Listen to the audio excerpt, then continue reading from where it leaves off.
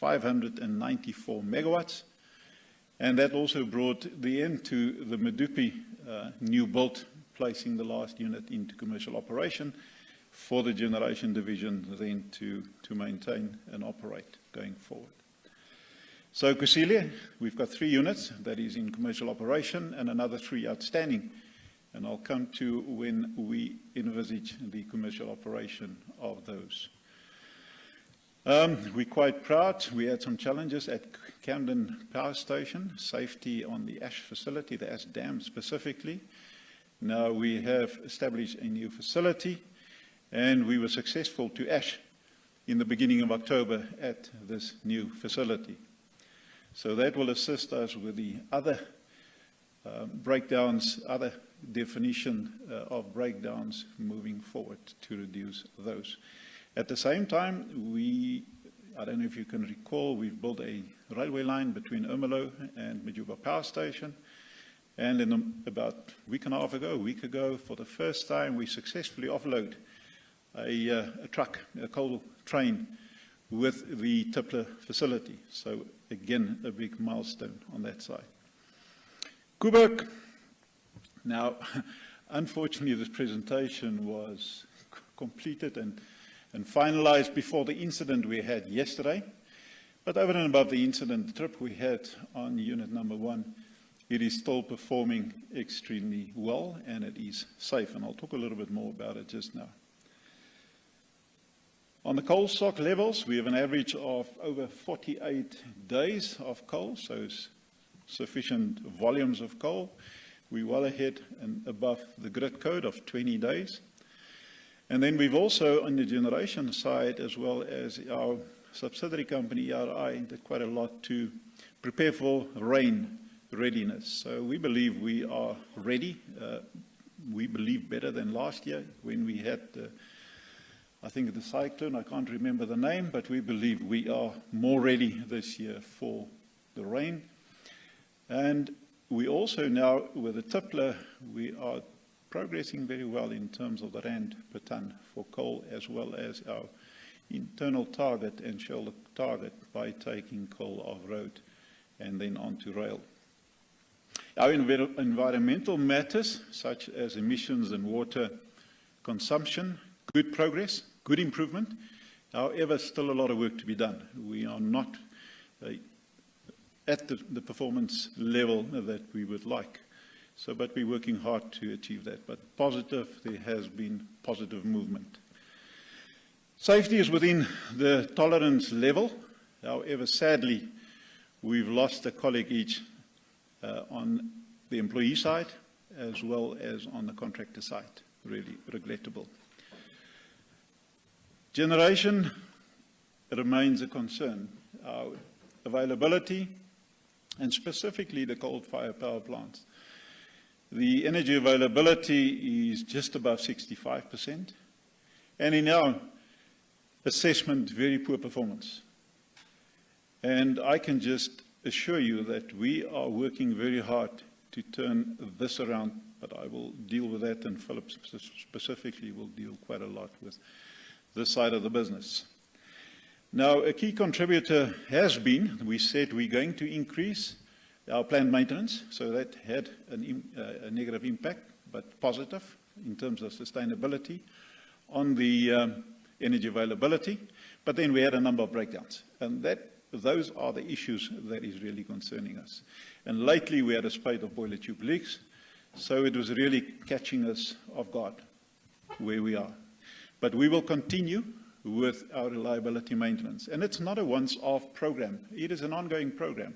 You know, if you have a car, you don't just maintain it once. In order to have it sustainable, you will maintain it moving forward. And that is what we will do going forward as well. Now, unfortunately, as of today, we had quite a number of load shedding days, 32 in total. And that compared to the 47 we had for the whole financial year last year. So it is really concerning to us that we had this number of load shedding days already. And then Eskom, we do have some financial challenges, significant financial challenges, and because of the performance of the generation system at this point in time as a whole, we had to make use of the open cycle gas turbines significantly, and burning diesel with money that actually we don't have. So it is really a focus area to change this performance around, but we will talk about that in much more detail. Then we had, I've only put on the slide one incident. On the 8th of August, 8th of August, we had the explosion in the generator at Medupi Unit 4, 720 megawatts. So we believe anything up to 2 years, we will not have the availability of that capacity. Then, about 6 weeks ago, we had an incident at Kendall, Unit 1, where we had a fire on the generator transformer, another 640 megawatts. And then as of yesterday morning, just before 4, we lost unit number 1, and that is 920 megawatts. So if you add all of these, it gives you more than 2,000 megawatts, which is a significant impact on the constraint system that we do have. And we're doing whatever we can to work around those. So Kubok, I think we can move over to Kubok. So the EAF for Kubok is not good. And the reason why it is so low is we had an outage of Unit 1 in the beginning of the year, and we had to take the unit off earlier than what we planned because of a leak in the tubes of one of the steam generators, so we had to shut it down earlier. So where we planned it for 110 days, it took us eventually 164 days. So a significant impact, and this had a significant impact on the 32 days of load shedding that I've just spoken about. Then in terms of trips, it is now up to 2 trips. So the forced loss rate has increased also as from yesterday. But as of yesterday, it was good performance in terms of trips, in terms of the forced loss rate. Our readiness to replace the steam generators, so we have 3 steam generators for each unit. Our readiness, we believe, is at above 98%. The first replacement of the generators is planned for the 3rd of January next year. So we're getting ready to replace that on unit number 2. And then the long-term operation, that is to extend the life of Kubok by another 20 years. We believe we're on track to make sure that we obtain the license by the middle of 2024. Now, what happened yesterday at Kubok Unit 1? We have 2 steam feed pumps, and so one was on an outage, for statutory overspeed testing. So when we were bringing this feed pump back, unfortunately on the one that was in operation, we lost, for some reason, a reduction in flow rate as well as in speed. That unfortunately had a negative impact on the water within the steam generator, and that's when the reactor then started to shut down itself. Now, what I want to say is the shutdown was according to procedure, and it was safe. Now, the feed pump is on the secondary side, not on the primary side. So what we're currently doing is we are looking at fault finding. The engineers and operational staff are looking at what exactly happened. Why did we lose the flow of water as well as, the speed? So, and while we're doing this, we're getting ready to bring the unit back. At this point in time, we foresee that the unit will synchronize by very early on Thursday morning, and then 48 hours after that, so towards the end of the weekend, is to have the unit at full load again. So Unit 1 tripped, unfortunately, on the 30th of August because of a faulty protection relay, and it tripped again yesterday morning. But I would like to emphasize again the fact that the shutdown was safe according to procedure and no safety risk whatsoever. Well, it's obviously that we're extremely concerned why we had the 2 trips on unit number 1 since it was returned after the very long outage. But the engineers, and as I say, and the operating staff are looking to see what exactly has happened. So unit number 2, very proud, it's online for 344 days already. That was at the 30th of September, so you can add another 25 days there. The reactor pressure vessel head arrived in the middle of October on site. So the first 3 steam generators is on site. They are there, so we're getting ready, as I said, to replace them from the 3rd of January onwards. So we currently plan for around about 160-day outage to do normal outage maintenance as well as to replace the steam generator. And as I said earlier, we're getting ready for the 20-year life extension of Kubok. We have formally applied to the regulator, and that application for the extension of the license is in progress. Our group capital, so these are the expansion, the capital expansion, successfully commissioned 1,594 megawatts so far this year to the grid. We are progressing really well in terms of the design defects that we do have on the boiler and related plant at Medupi as well as Kusile. As I said earlier, there has been a positive improvement in terms of emissions. So the projects that we are implementing, that is progressing extremely well. And then also execution of ash dam projects that we don't find ourselves with another challenge such as Camden. So a very good performance. Then just very briefly on the design modifications. As I said, we have already done quite a number of modifications at all 6 units at Kusile. At Medupi, I do apologize. We have done at Kusile number 1. There are, however, still modifications that needs to be done on the mills for Medupi as well as Kusile. So, but that will take time, and we will do that as and when these units are coming down for an outage.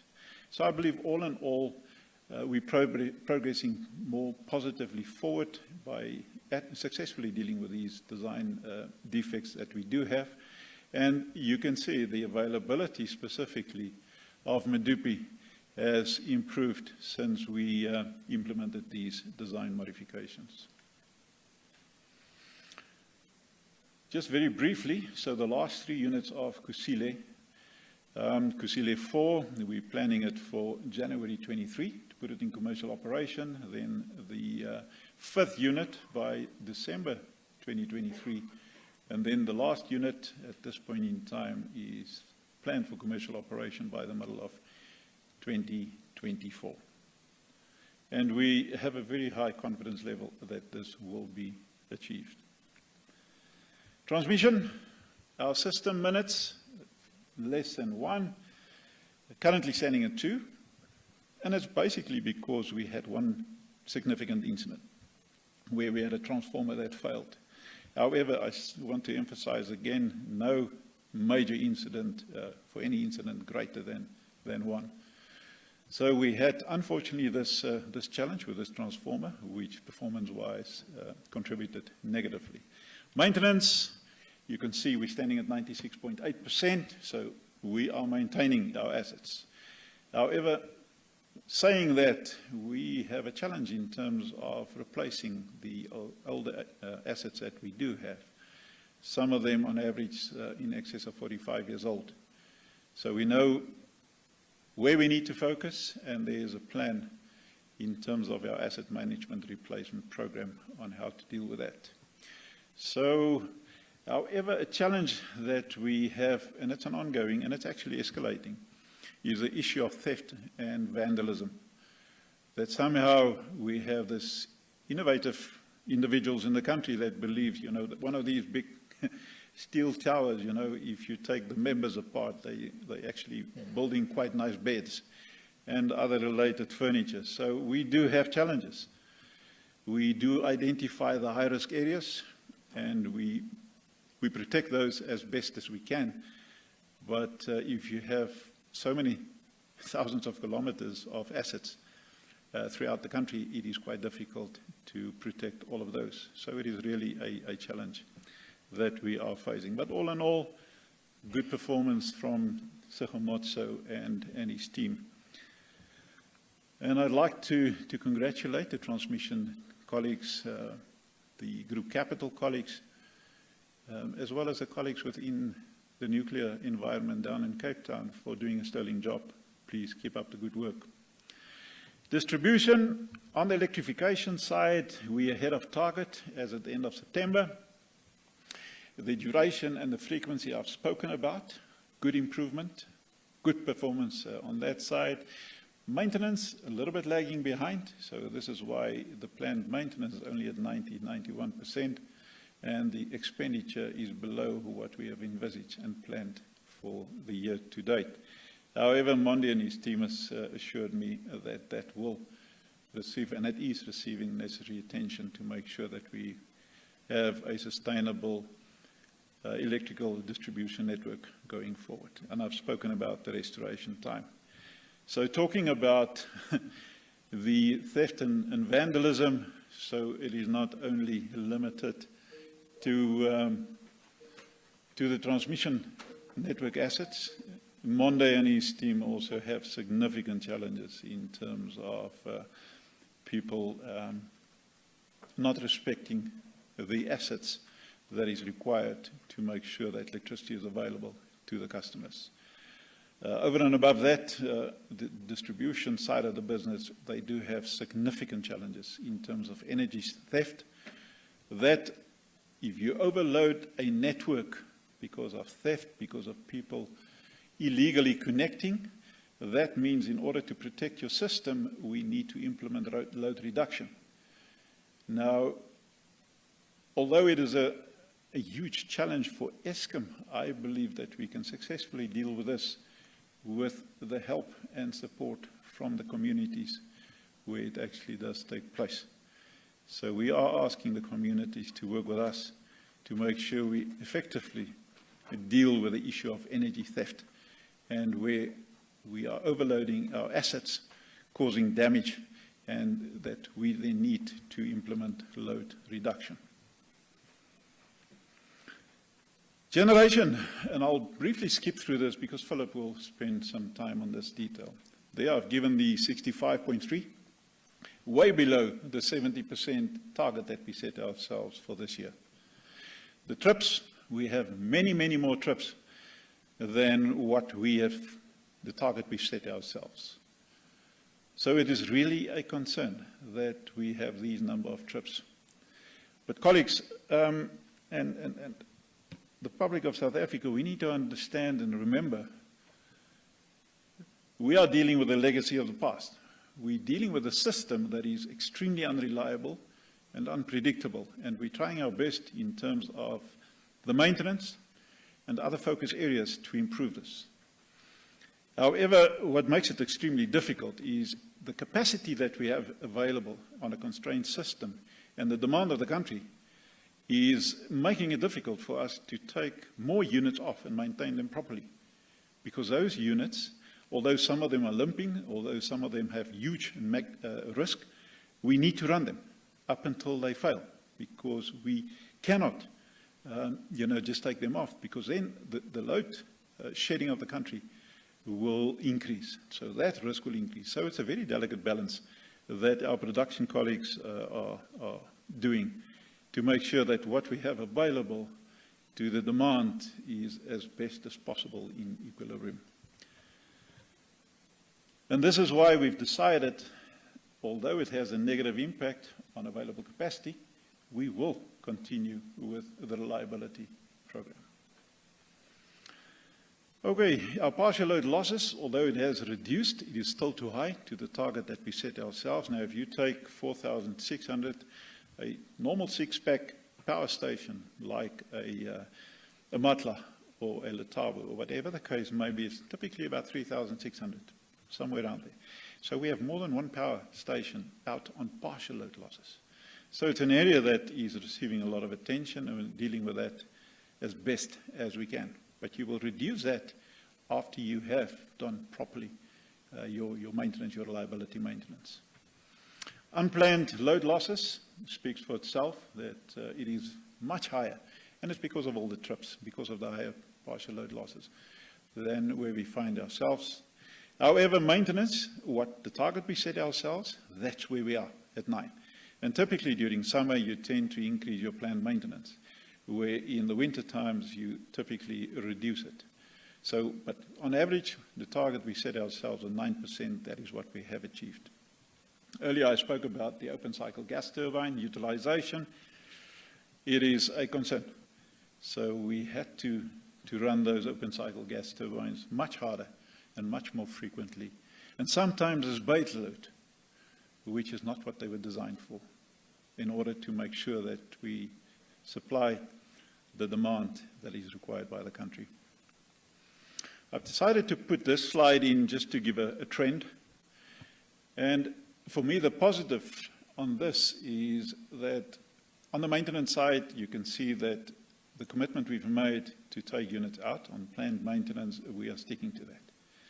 However, that sort of a lightish blue color, which is our unplanned, that is not coming down the way that we would like it to come down. So that's a real focus area, and Philip will talk about that. I've decided to show this slide because it tells for me personally, as a Chief Operating Officer, quite a lot. Now, if you look at the red solid bar, that is the monthly energy availability factor. Now, if you look at the dotted one above it, 3 power stations, the Tuka, Duva, and Kendall. If we can get those 3 stations only to perform at a 70% energy availability factor, look at the difference it's making to the energy availability of generation. Anything between a 5 to a 9%. So anything between a 70 to a 72%, 73%. So a massive jump. Now, I'm sure Philip will talk about that today, and that's where the focus is. If you look at the Tuka, it is actually a shame to even say how we have neglected that power station and the state that we had it some years ago, and what we're trying to do now to fix it. Duva is exactly the same. And with Kendall, we have some significant challenges as well, because we have some emission challenges. And then we still haven't fully recovered since the industrial action and load shedding we had in the middle of 2018. So the focus is not that we lose focus on any of the other power plants, but there are dedicated focus and hands-on focus. And from specifically Philip and myself, because I ask the questions quite often about these 3 power stations. If we can get them just to perform at 70%, what a massive impact it will make to the energy availability factor and the contribution to lower the risk of load shedding.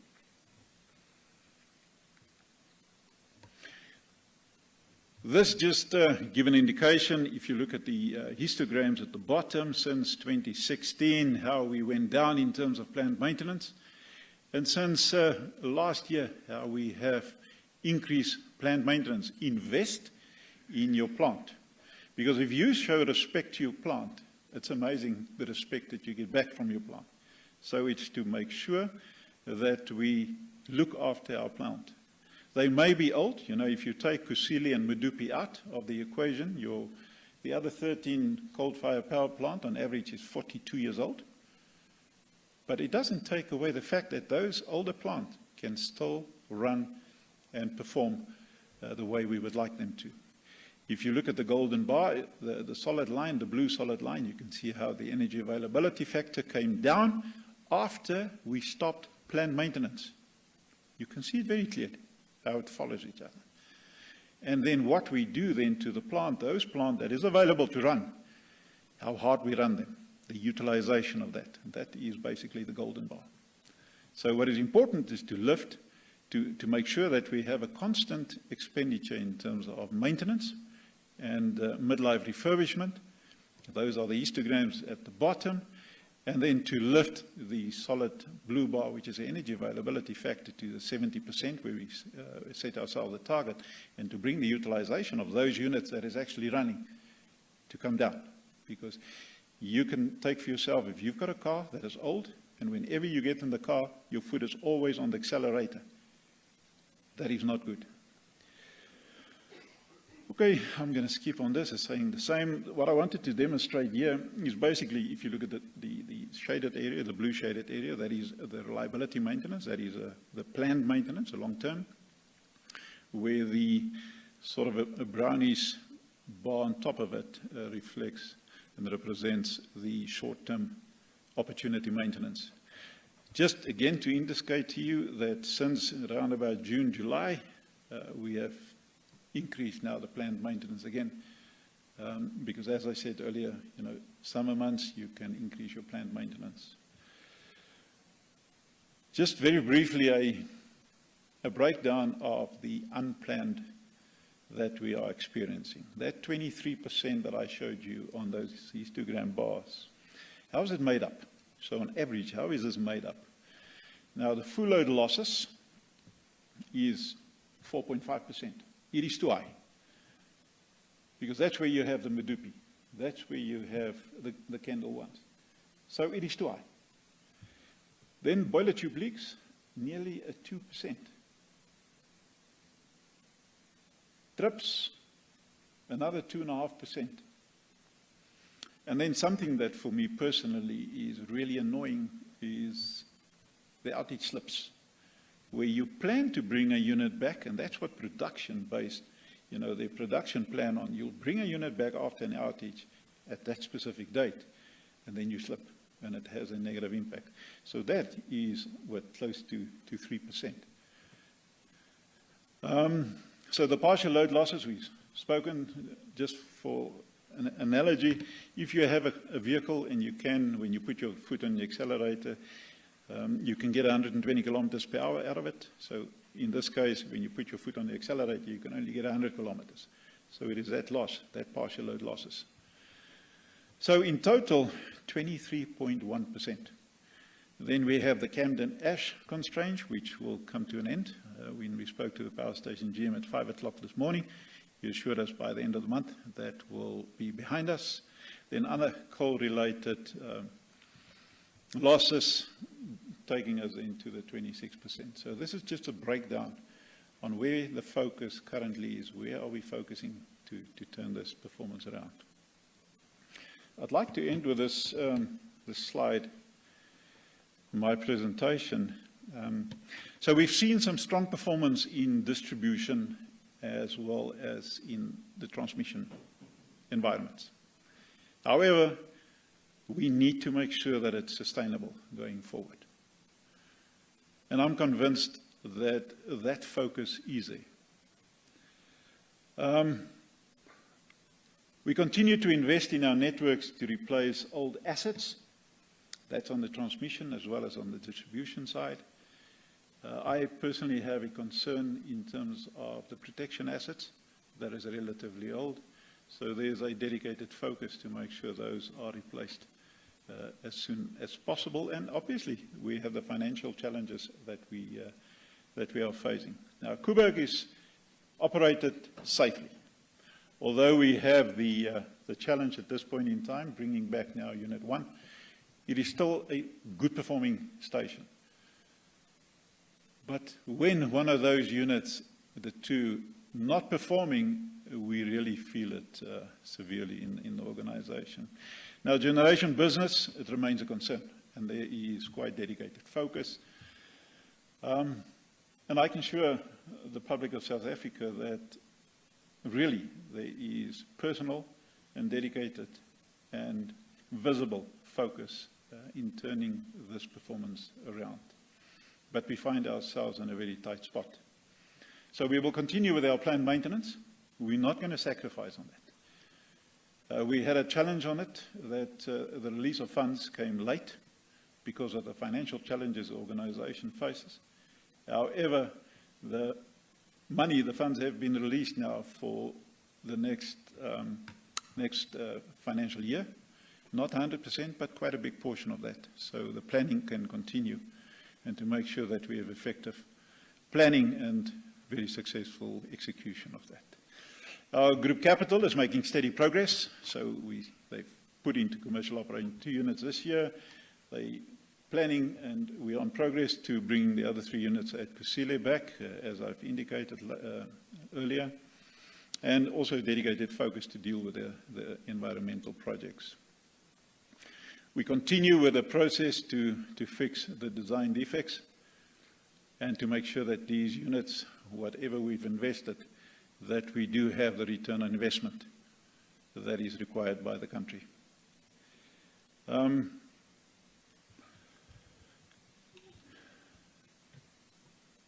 I believe it's a fact.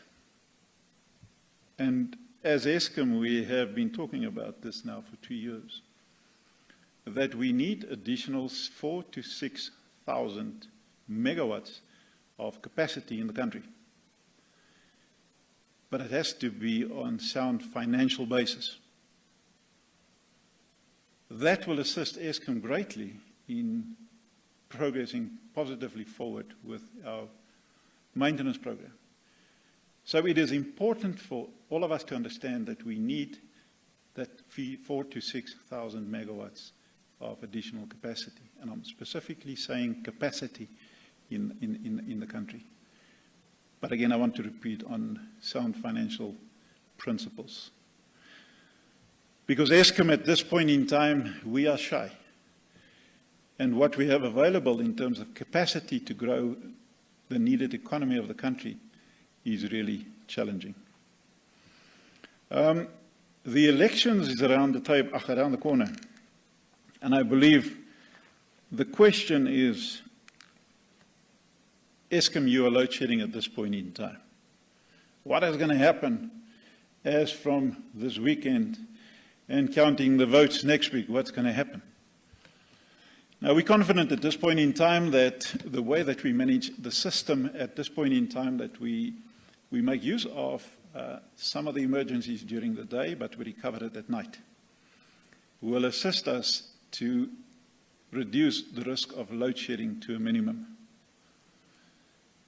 We've also now had a good look at some of the opportunistic maintenance to see how we can plan that. On the distribution side, all these voting stations, our distribution colleagues, they are working close with the IEC to make sure that electricity will be available.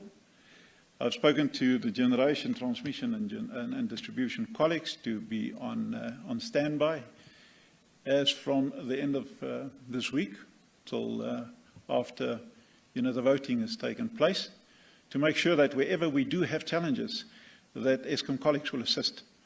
We have emergency generators, portable, available, which we will assist wherever we can. So we are extremely committed as Eskom to make sure that there is no electricity challenge going through the elections that is around the corner now. And then just lastly, to the public of South Africa, again, I do apologize for the load shedding.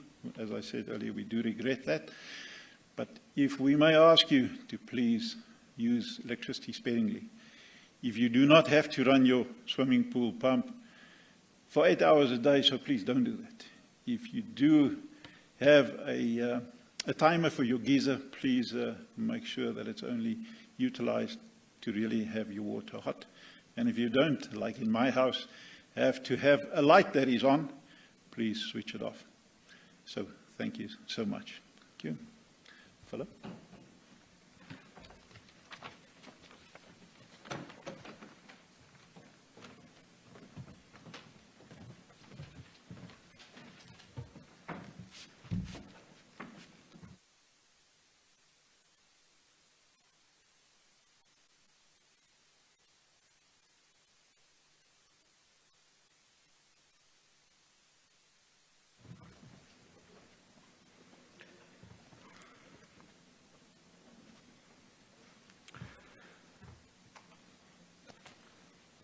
Good morning, everyone.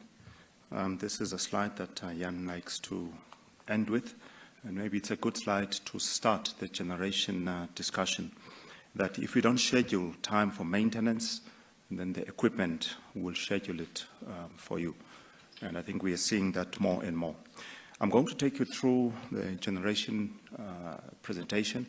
I will share with you where we are in terms of performance, some of the challenges that Jan has touched on. We'll look at those. More importantly, I will touch on the response. How are we responding to all of these? What it is that we are doing to try and improve our performance given the challenges that we have. We'll touch on the reliability, maintenance, recovery. This is a program that we've been talking about now for some time. I would like to share with you where we are, but also just to explain it broader and so that we all understand how long it will take for us to really get our performance where it should be. And then I will also touch on the two major incidents that we've had, Kendal Unit 1 and also Medupi Unit 4. So those are some of the things that we'll be touching on. This slide, again, I think Jan has covered part of this. It's looking at the system performance, generation system performance. You'll see year-to-date is at the end of September. We're sitting at 65.3% EAF. Now, the top graph, it compares that to the last financial year, to the period. So the blue there, it shows where we were the corresponding months last year and also where we are this year. Now, last year's report is a little bit skewed with the hard lockdown that we had, so it's impacted by that. But you'll see that for most of the months, our performance this year has actually continued to deteriorate, maybe with the exception of the month of August in terms of EAF. The graph at the bottom, it shows our OCGT usage. So this is the diesel that we burn to try to maintain the system integrity. And you'll see that starting in the beginning of the financial year, in April, in May, and in June, it was quite pronounced. During the month of July, August, and September, it then did come down compared to the same period in the last financial year. So where we stand at the moment, our EAF year-to-date is 64.4%. Our performance in October was actually, unfortunately, poor. Our UCLF for the month of October, it was 26%. And in the corresponding period, we've also tried to up our planned maintenance. So as Jan indicated, year-to-date, we're sitting at about 9%. But for the month of October, we actually ramped it up to 12.6%. Now, the writing on the right-hand side there, if you can see that, so it just indicates, again, the utilization of our OCGTs. We planned on, or the provision was on around 1% load factor on the OCGTs. We're currently sitting at more than 2%. We are projecting that that is going to increase to about 7.3% load factor. Now, this is coming at a time when obviously Eskom does not have enough funds. However, in order to maintain the integrity of the system, in order to minimize load shedding, that's what we will be spending. That's what we project we will be spending. Again, we need money for maintenance, so there is a competition between the money that we're spending on OCGT and the money that we'll then be spending on maintenance. In the next slide, we'll dig a little bit deeper on the maintenance and generation. Jan has covered the performance of Tutuka, Kendal, and Duva. But if you look at these stations, these three stations, they contribute about 46% of the UCLF, of the forced shutdowns that we have within generation. That is extremely high. I think we've covered that before, that a station like Tutuka, it's a station that has been neglected. I visited the station, I think, in about March, April, after a long time, and it was in a shocking state, absolutely shocking state. So we're trying to improve that, but again, turning around years of neglect is not going to take a short period of time. Tutuka, they've put in a lot of effort. We are also assisting them from head office. Actually, a few weeks ago, for the first time in a long time, they ran 6 units. So that shows what can be achieved. Unfortunately, a few days or few weeks after that, they were down to 0. There were no units running. Again, the infrastructure that is supporting the running units, that infrastructure has been neglected. So there's a lot of work that we still need to do at Tutuka. Kendal, Jan has touched on Kendal in terms of its performance, and The fact that we are still recovering, again, it highlights for me the need to plan our outages. We had 2 units there that had been off for more than a year. Those units, they went on to forced outages, unplanned. And to bring those units, we were really battling. In fact, Unit 6, as we speak, it is down. It was Unit 5 and Unit 6. Unit 6, as we speak, it is down. Again, that unit, it had an outage that was not planned. And a number of things did not go right during the execution of that unplanned outage. And we are reaping the benefits of that. So planning for outages is critical. The last unit, the last station is Duva, which together with Kendall and Tutuka contribute about 46% of the total UCLF. Now, Duva has been traditionally a difficult station, but again, there's a lot of effort that is going into improving Duva. At some stage, we celebrated having all the units running, and the 1 unit was on planned maintenance. So that was a good period. Unfortunately, that is not the case as we speak now, because some units are on forced outages. So the graph really shows the contribution of all these stations, including Medupi, Majuba, Krill, and so on, how they contribute to our UCLF. If you look at on the bar chart on the chart on the right-hand side, you'll see the areas of plant that are contributing to the performance. Boilers, they contribute quite a lot, and then turbine, and then the draft plant. Now, these areas, we are having focused discussions with the contractors, some of them original equipment manufacturers that are assisting us in these areas to assist us to improve performance. I think for quite some time, we've gotten used to poor performance in these areas, and I think it's been accepted. So we're trying to change that, and we'll also be touching on what we are doing to try and change the culture. And then the next slide, it focuses on OCLF. Now, these are other factors that contribute to unavailability as well. As Jan indicated, the major contributor was Camden Power Station. It contributed about 40% to this OCLF because of the constraints on the ash dam. So those have now been largely taken away. We're running 6 units at Camden, and very soon we are hoping to ramp up to all the units running at Camden Power Station. Other power stations, it's mainly coal-related losses because of poor quality coal, which is where it's possible we are addressing. So I'm not going to spend too much time on this one. OCLF overall about 2.7%. Now, the question is, how are we responding to all of this, and also why it is taking so long? Firstly, in terms of the EAF improvement, which is the biggest focus, it impacts availability. So each station has drawn up its availability plan, how they're going to be improving availability. We've set targets for each station, really stretch targets, and each station knows what it needs to do in order to get to those targets. We review these plans on an ongoing basis. We meet every 2 weeks, and at the station, these plans are reviewed on an ongoing basis. And some of these obviously are linked to outages that need to be taken in order to improve performance. But each station has got that driven by the power station manager at each station to make sure that we can improve. We've talked before about the 9-point plan and the ministerial task team recommendations. So those are still continuing to receive focus. At this period of the year, we are focusing quite a lot, for instance, on rain readiness as part of the 9-point plan to make sure that as we enter the rainy season, we can run our power stations without being impacted in a large way by rain.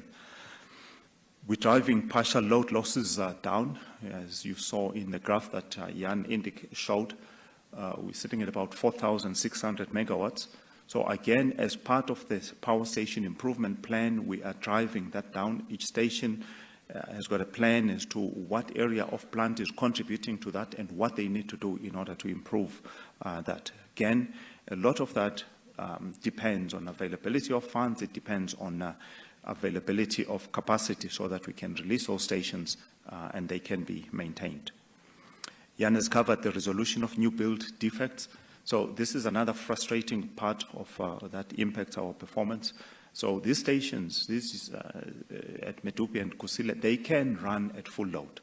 So it's not that they cannot run at full load, they can run at full load, but they need much more intensive maintenance than what the design required.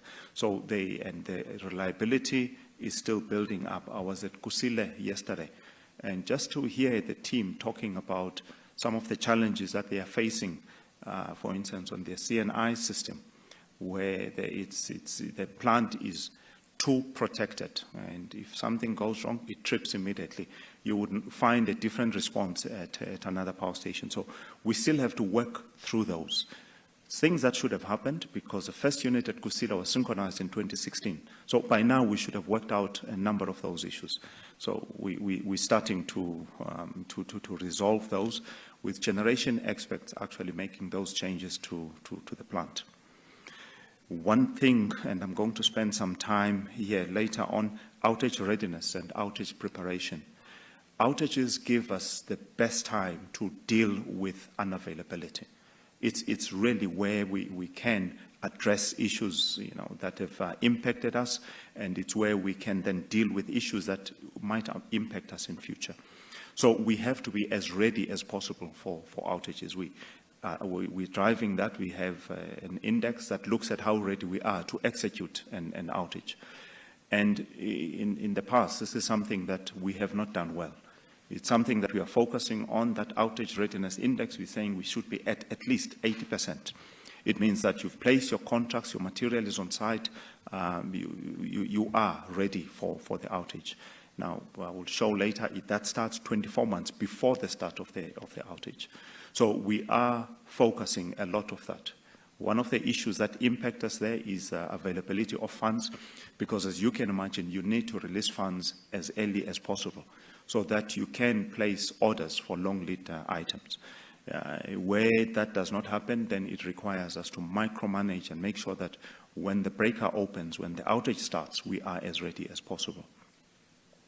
Coal quality improvement, so that drive is there. We've increased the monitoring and making sure that we are getting what we are paying for. Procurement, we've touched on that. We are a state-owned entity, so there are certain rules that we need to abide by. We are trying to make our lives easy by placing long-term contracts. So again, there is a backlog of these contracts where we have not done that. And then secondly, another area that we are targeting is to contract OEMs, original equipment manufacturers, because they are in a better position than anybody else to maintain their plant, to give support when things do not go right. So those are some of the drives that we have. We have a long way still to go before we can say, those are in place. And then, as I've indicated, we've got a generation turnaround plan steering committee that meets. We meet every week, but we focus on each power station every second week.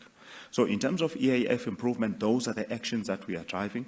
The middle column, which is focusing on leadership and culture, there we are trying to say, given the current situation, given the backlog in maintenance and the issues where we have not looked after our plant, where we've really run our plant well, how do we still maintain best performance or attain best performance from our plant? So it's focusing on leadership behaviors, leadership actions, things that we need to do as leaders. We've clarified expectations at senior level so that we are all on the same page as to what does a PSGM do, a power station general manager do, what does a plant manager do, what does a operating engineering maintenance manager do. So that has been done. We're driving technical focus at each plant because that's what we are there for, to generate electricity. So everything else supports that focus. We are driving improvement in housekeeping. So this is part of trying to improve the pride of employees so that you work in an area that is presentable, that you are proud to be part of. I visit power stations every week. I try to visit a different power station every week. And we then do plant walks. We engage all the employees and the management team and labor leadership to try and understand really what are the issues, how best we can give support. We're driving risk management, active risk management.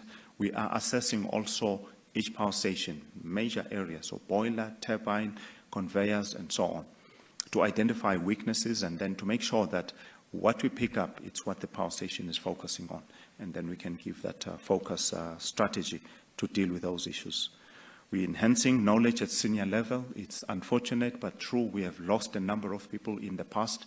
So even at senior level, that ability to lead and manage power station, we are enhancing that communication, and then I've touched on pride in employees. And then the last column, dealing with skills and resourcing. We've lost people, so we are bringing in additional people. Some of them used to work at power station to augment the teams. We are doing a lot of training at each power station. We are filling a lot of vacancies that we have at each power station. So these are broadly the three things that we are focusing on to try and turn around performance within generation. The success of them, they depend largely on how much we drive them. So that is why there's a huge focus on leadership and culture. Just to touch on the RMR, the Reliability Maintenance Recovery Program. So as I've said, the best way to tackle the issues that we have is to focus on outages. So this picture shows the number of outages that we've planned in this financial year. So that should be 2022 financial year. So 24 outages that 84 outages that should be implemented in this financial year.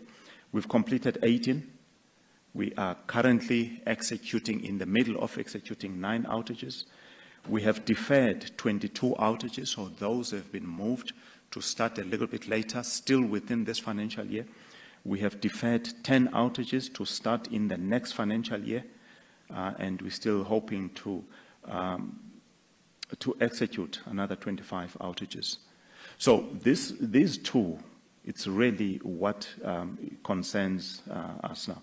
These outages, it's anything from 21 days up to 150 days, depending on the scope of work. So these deferred outages, most of these were deferred because funds were released late. And then these ones also, because once you then release the funds, you plan, and then if you don't have capacity during that period, you move late. So in order for us to execute and make sure we get out of the current situation, this is what we need to do. And we need to do it timeously. We need to make sure that we get the funds, we get the space that we need to execute these outages. Some of these outages that have been deferred, that will be starting this year, I am personally concerned about whether we are ready, because you need to release funds early enough to place contracts and get the spares in the plant. So I'm personally concerned as to whether we will be ready. So that's part of what we need to do in order to micromanage. But those two things are needed. In order for us to get out of the current situation, we need funding, and it needs to be released timeously, and we need then the space or capacity to be able to release these outages. So that's the picture for this year. As Jan has indicated, money has been partially released for next year. And again, we need to place long lead items, and we'll continue to push because we need that money released timeously so that we can place all of those contracts, not just for long-term, long lead items, but also for some of the items that we will use, spares that we will use during the outage. So there's a lot of focus on this. It remains critical. Our execution of it, it can improve, certainly can improve, and we are focusing on doing that. Now, the RMR, we're using here in a comparison with a car. So I'm hoping that this will be better understood. So what do we mean by reliability, maintenance, recovery, and the interventions, and what it is that we are trying to do? So if you've got a car, obviously you need to maintain the car in order for it to give you mileage, in order for it to continue to run and not break down. It's the same with power stations. So here we've divided the interventions that we need on each power station into, firstly, online. So these are things that you can work on while the power station or a unit is running. In a car, for instance, this would be similar to when you take your car for minor service, or you change, your tires, or you inspect your tires, your windscreen, and so on. Now, on a power station, the unit is running, but you've got some redundancy, so you can plan and work on your units. Now, what you need for that is spares. They must be available. So that one is not that difficult, but it's part of critical maintenance that is needed. If I can then go to this one, which is now opportunity maintenance. So again, this is where you'll plan short duration outages, maybe 5 days, 10 days. You've identified a risk, a certain risk, and then you say, I need to deal with this risk. You shut it down before the unit takes you off, and then you deal with it. So in a car, this would be things like your tire change. You don't want to have a burst tire, so you identify that I'm wearing my tires, so let me change the tires timelessly, or wheel alignment, and so on. You just shut it down for a short duration. Now, you can imagine what happens when you identify those issues, but you do not deal with them. Then the car will take itself off. So those tires will burst, or something else might happen. It's exactly the same on a unit. If you do identify something, but you don't get that opportunity maintenance to deal with it, then the unit will take itself off. And then to deal with that in an unplanned way, it becomes much more difficult. So opportunity maintenance is critical. Now, again, you would often not be able to do it because you do not have the space to do it. We will keep on postponing it, and then unfortunately, what has happened over the last 2 weeks or so, it does happen, that the unit takes itself off, and it so happens that it happens at various power stations, and then your availability is impacted. And then the other category, it's offline. So this is where you will plan a mini GO, anything from 60 days to much longer than that, maybe up to 150 days or so.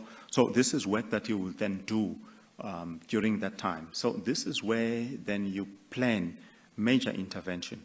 And you will see that you will do that maybe after 60 months, you will have a mini GO, and 120 months, you will then have these major outages or major interventions. Here, you plan to change major components of plant. And again, that is critical, that is done. So you then would take what the operating manuals say. You must run this plant for so long, and then you must maintain it. You will take your history of how this unit has performed as you then scope your work. So the work that we do here is very intrusive, and it's critical that it is planned, and it is planned properly. So for a car, again, you take your car for major service. Now, some of the things that, again, we need to emphasize, and I think that completes the picture. As we say, if you drive a Mercedes-Benz, you will not take it to a Toyota dealer or Toyota workshop to repair it. And these are exactly the things that we are trying to drive for our power stations as well. We would not like to take or to have anybody that says, I've got an ability to maintain your station. We want to take them to the OEM, because then your spares is guaranteed, the workmanship is guaranteed, and the technical support is guaranteed. So these outages where we do mini GO and GO, it takes up to 24 months to plan. I will show you a slide where we do that. Just to complete the picture, you also have offline inspection, so you might shut down to deal with something else, and then you'll take that opportunity to do inspections. And this helps you to scope out the work that you will do then at the next intervention. And then over and above that, we've got technical plan projects, where again the unit is off. We'll implement these during the same time that there is a GO. So when we talk about reliability, maintenance, recovery, it means doing exactly this, but doing it in a planned, systematic way. And there's a lot of effort going into improving what we are doing here. This also shows why you cannot say, I will turn around performance in 3 months and 6 months in a year. Because to plan one unit outage, it will take you up to 24 months. If you look at this slide, it demonstrates that exactly. So to have 1 unit outage, these are the steps that you will go through. So if you look at this, this is T minus 24. This is 24 months before the start of the outage, before the breaker opens. So your user requirements, you will have to plan them, and these will come, as I said, from your OEMs, from engineering in terms of how the plant has been operating and so on. So your high-level scope must be defined 24 months before your intervention. And again, your budget has to be available, because some of the spares that we need, they will take up to 24 months to get. So the budget has to be available, and then you can plan what you need to do. That continues from 24 months before the outage. We've skipped some of the months, but at about T minus 9. And then your scope should be defined. We also have scope challenges where we really scrutinize. We'll then get people from head office scrutinizing that scope, challenging to make sure that everything that needs to be included is included in that outage. You will also develop your resource plan for that. And then the funds have to be fully released during that time, because you then need to place all your contracts. We then do what you referred to earlier, outage readiness index, where we say, how ready are we to execute this outage? So we have that document that describes what has to be done at T minus 24, T minus 12, and so on. And we look at, are we there? And as I said, that index, it has to be at a minimum of 80% in order for us to release outages. In the past, we've released outages where that index is at 40%. Now, if we do that, we are asking for a disaster.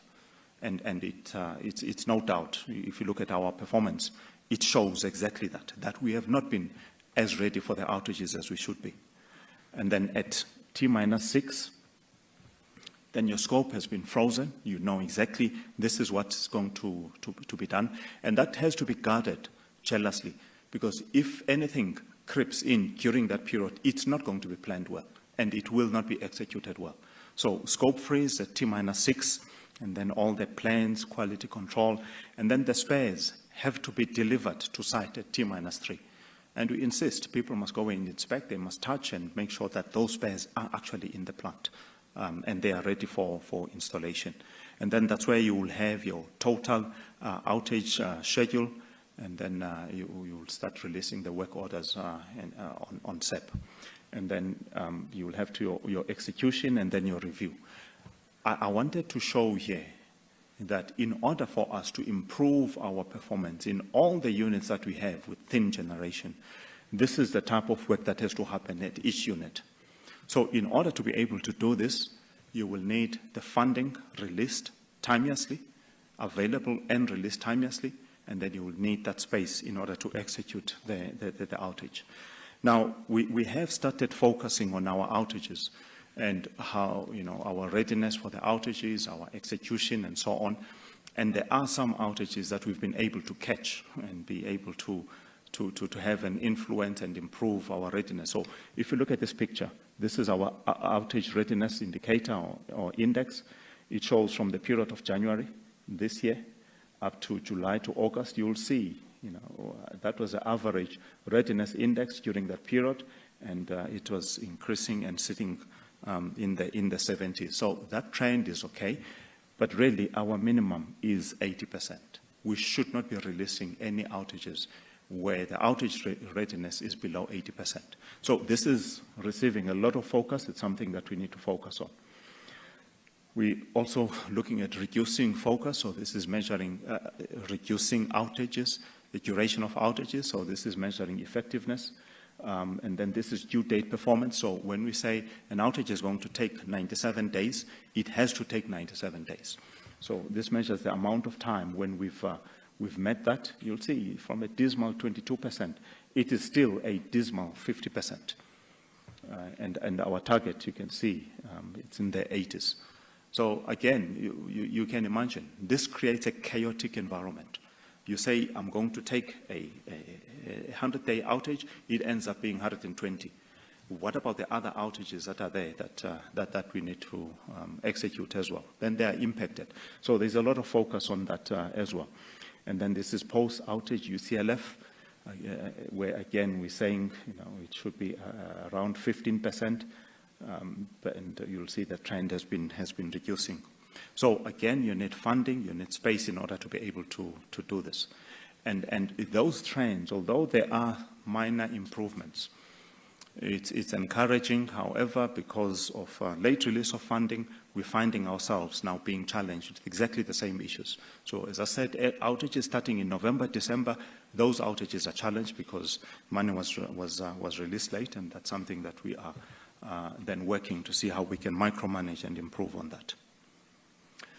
So that deals with the RMR and what we are trying to do to improve. I think there is a better understanding. I hope there is a better understanding of some of the challenges that we face and why we cannot say that it's going to take a year to turn around generation performance.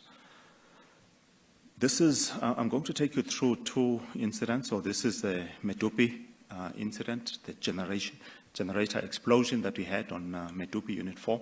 And then I'll take on you through Kendall Unit 1 as well. So this is a picture of a generator.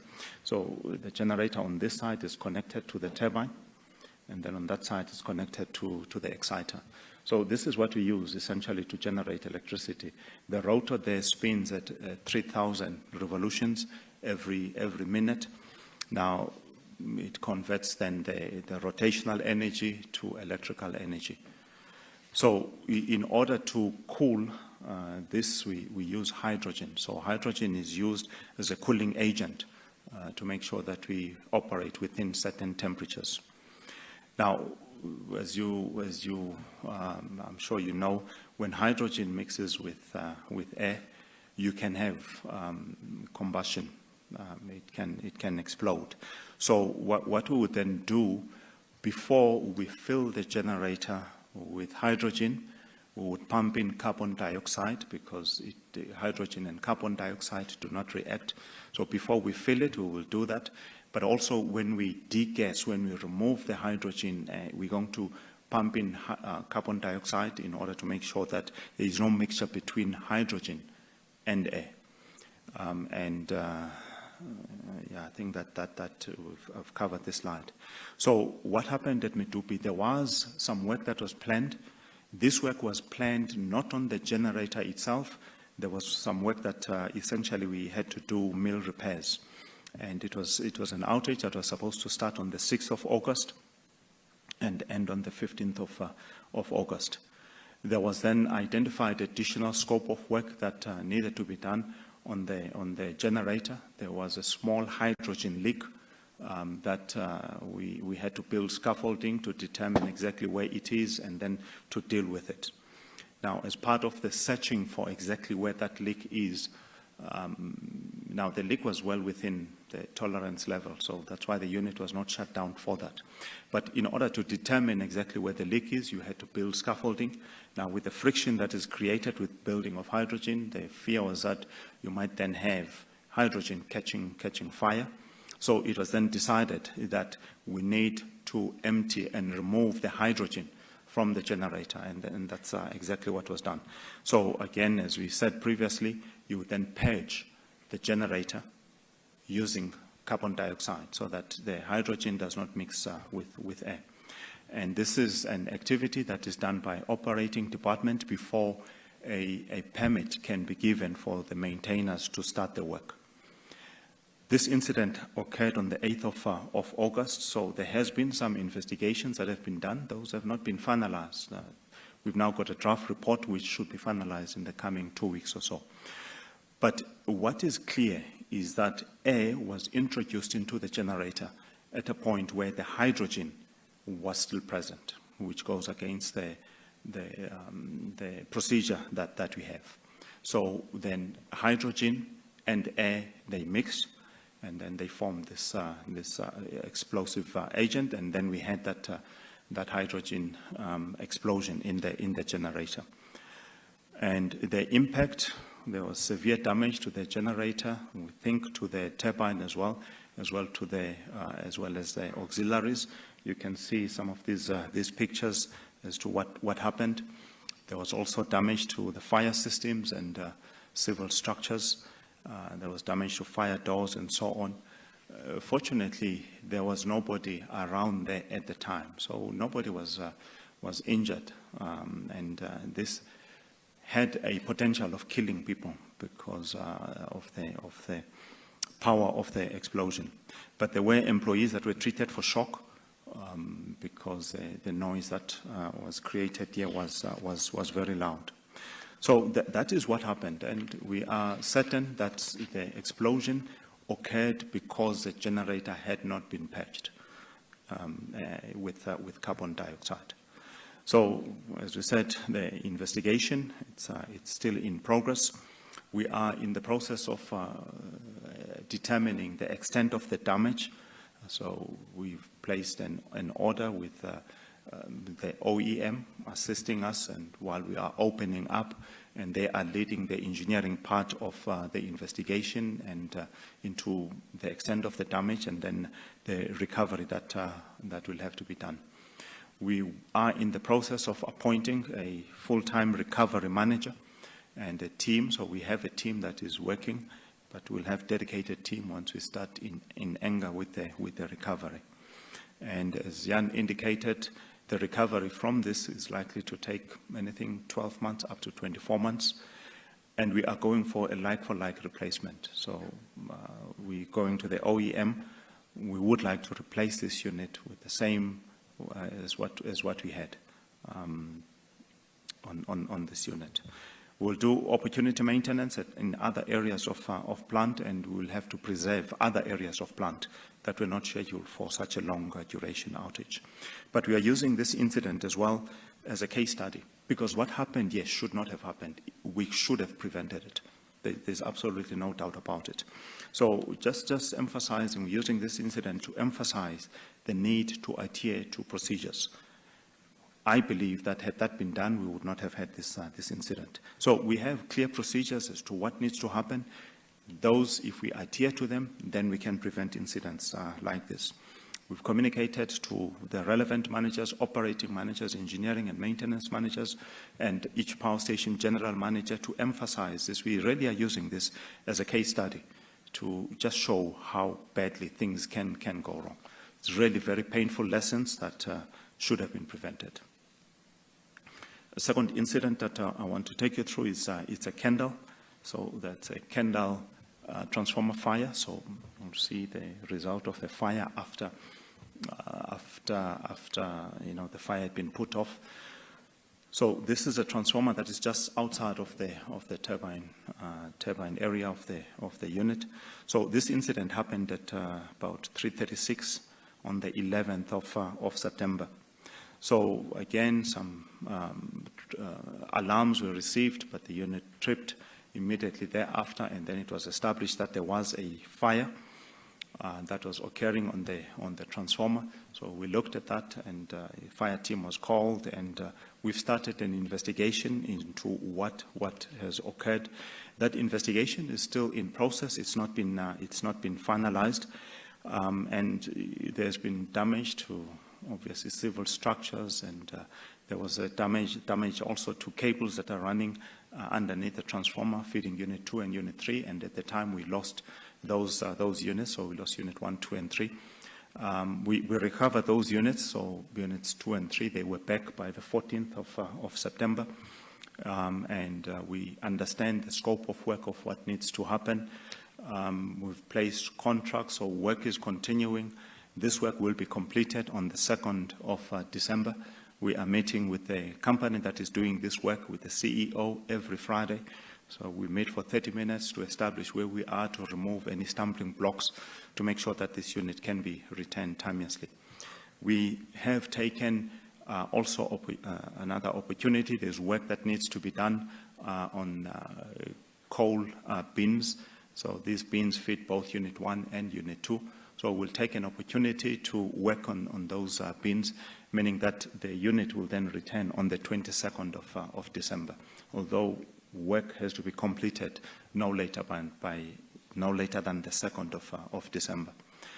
So again, we're sharing whatever we can at this stage, but here we have established that maintenance was done as it should be, that the monitoring of transformer, it was done, and there was no indication of anything going wrong. At this stage, we are looking at design issues, whether there are any design or manufacturing issues. And obviously, we'll extend this to similar transformers that exist within the generation fleet.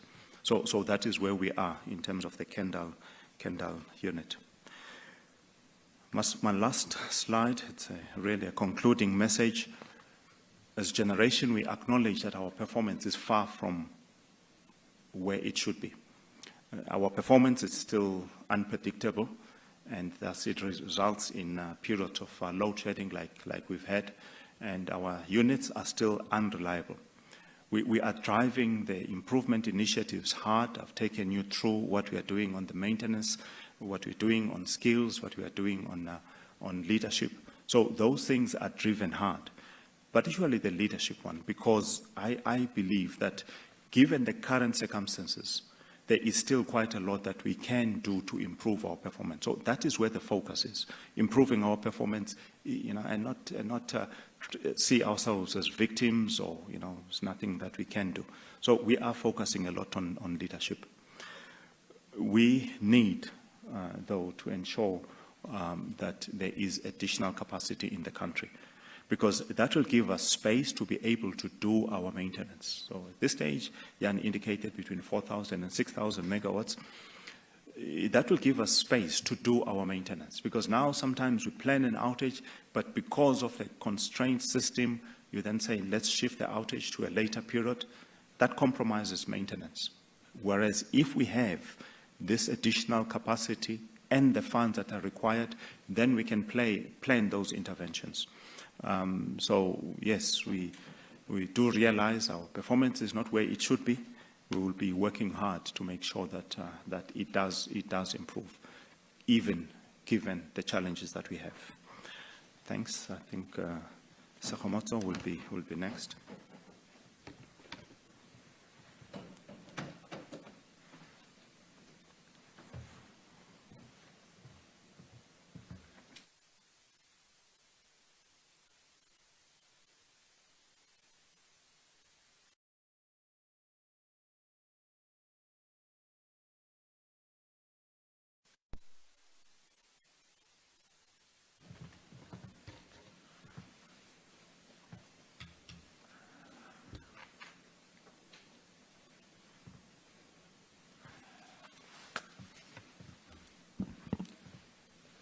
Thank you, Philip.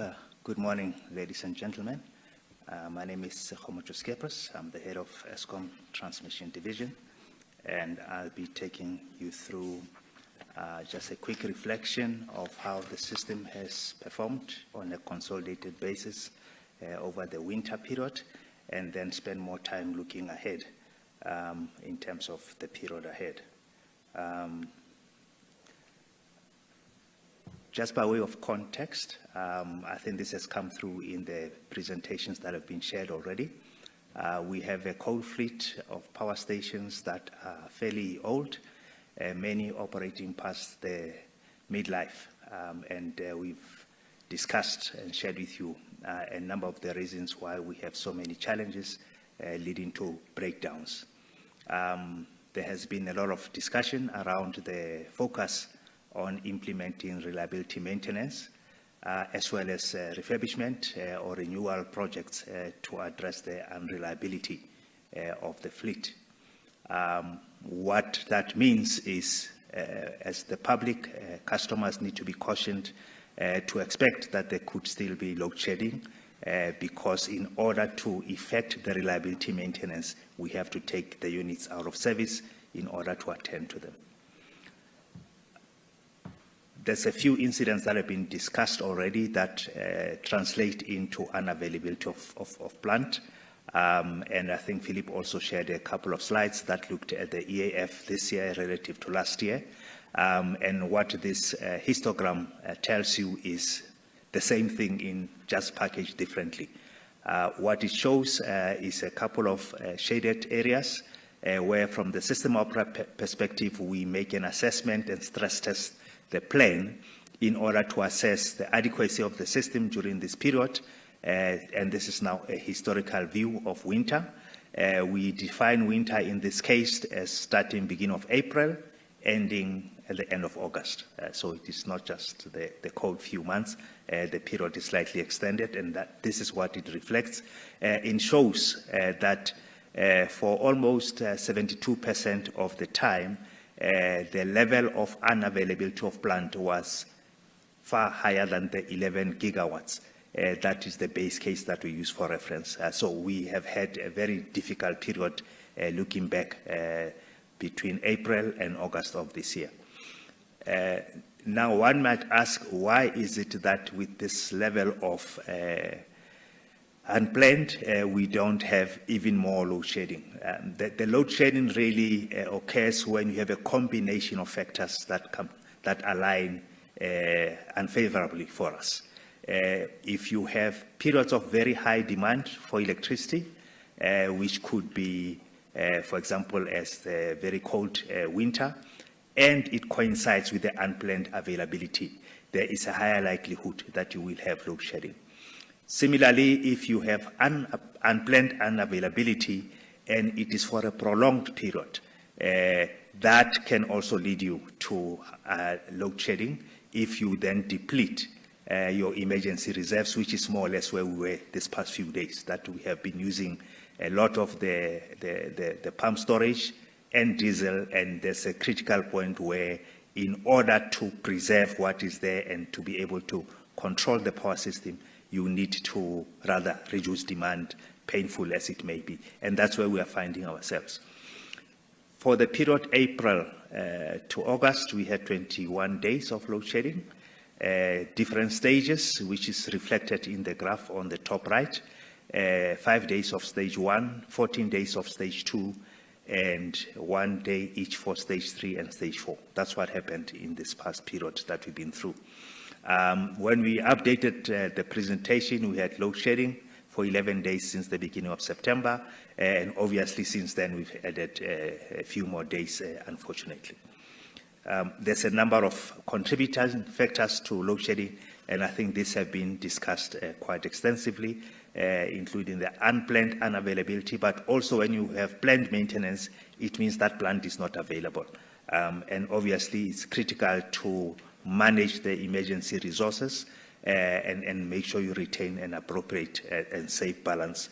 Otherwise, you may run into even bigger trouble. Apologies.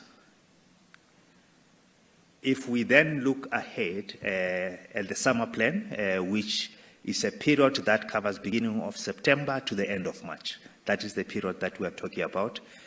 We factored in the failure of Medupi Unit 4, which Philip has discussed. We have taken into account the required outages that are planned, and I think Philip has spoken about a number that might have been rescheduled into the next financial year for various reasons, but whatever we could accommodate this year because it is feasible, we have in fact included it in the plan, which means that the plan itself is very full, and hence the concern that Philip has also explained around outage slippages, because then you have a knock-on effect that you planning to take other machines out of for service, and if something else is delayed, it then leads into a constraint on the system. We look at 3 scenarios, again, looking ahead, similar to what we've done for the past winter and the past few years, quite frankly, except that the base case for summer is different to winter, and we'll talk about that just now. What the plan shows is that for the most part, we will need demand response as one of the levers. We will require the emergency resources, such as interruptible load shedding, as well as the open cycle gas turbine. So the period ahead is expected to still be constrained. And it also showed that we will be using diesel OCGTs over weekdays, which we don't like, but relatively lower usage of diesel over some of the weekdays. But taking out a big unit such as Medupi Unit 4 at around 800 megawatts does have a huge impact on the power system. This is just a graphic reflecting the period ahead. And I'll talk you through this very briefly. There's a black solid line in the middle, reflects the demand.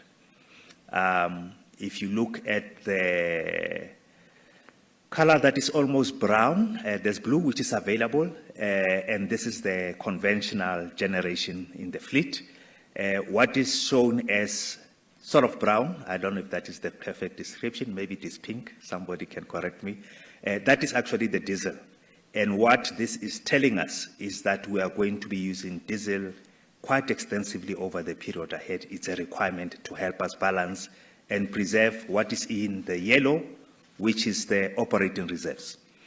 Lastly, the light green is the planned maintenance, and this is really reflecting the generation that will be out on planned maintenance.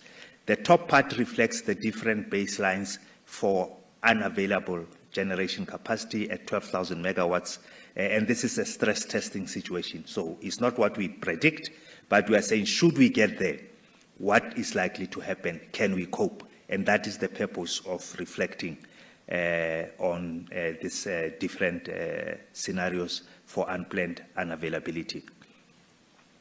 The result of the analysis looking at the period ahead to August of next year, so this is talking summer, which is up to the end of March, and April up to August of next year. These are the results that we get, and it shows that for summer period, we believe that in the base case, we could have, say, 1 day of load shedding at stage 1, but that would be contingent on potentially spending 2.5 billion rands in OCGTs. Now, this is practically very difficult to do.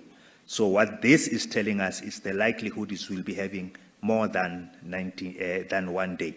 And I think we've already experienced close to 10 days this summer. So we are not off to a good start, unfortunately, but we believe that those items that have tripped us are getting attentions and will be corrected. If, however, performance is worse than the base case, which was 12,000, and we are at 1,000 megawatts higher, we project potentially 40 days of stage 2. Again, accompanied by significant spend on diesel. So it's really not a good picture, and I think the graphic on the previous slide that told you how much the demand line eats into the diesel actually tells you how constrained the system will be. So that is the outlook at the moment, and clearly our efforts are to try to shift as much of the unplanned to the left, and to improve on that so that we have less risk on the system. This was my last slide. I thank you very much.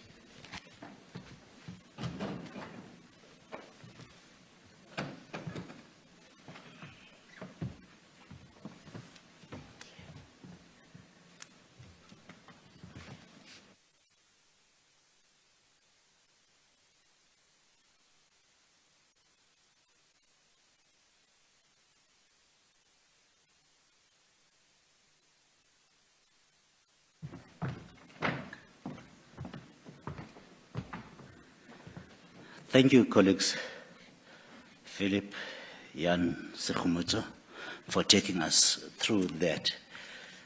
Colleagues, those that are online, please can I remind particularly my colleagues to mute themselves and everybody that is online. And we have started receiving questions from yourselves. What we have done here this morning, colleagues, is to answer as many of those questions as possible before they were asked. So I hope we have managed to, and indeed, since this morning we have bombarded you with news, and I know you are not complaining. There's a whole lot more coming.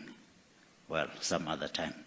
Monday, please come through and give us an update on City Power and Eskom, and then we will read out the questions, particularly those that have not yet been answered.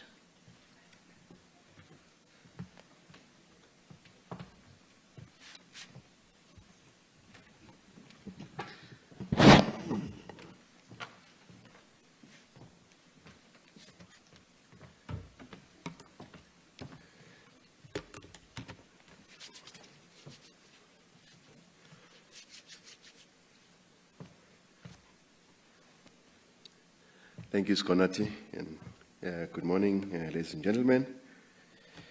Just on the issue of city power, let me start off by apologizing to the people in Johannesburg for the situation that has emanated between ourselves and city power. We should have handled it better. And hopefully going forward, we will do a better job in managing the situation. Just have some brief background. City Power have extended they've signed a contract to extend their Kelvin supply. With that signing of the contract, there was an additional sort of capacity that they've managed to secure as part of that agreement. Now they have subsequently submitted a request to Eskom for Eskom to consider excluding them from the load shedding because of that additional capacity.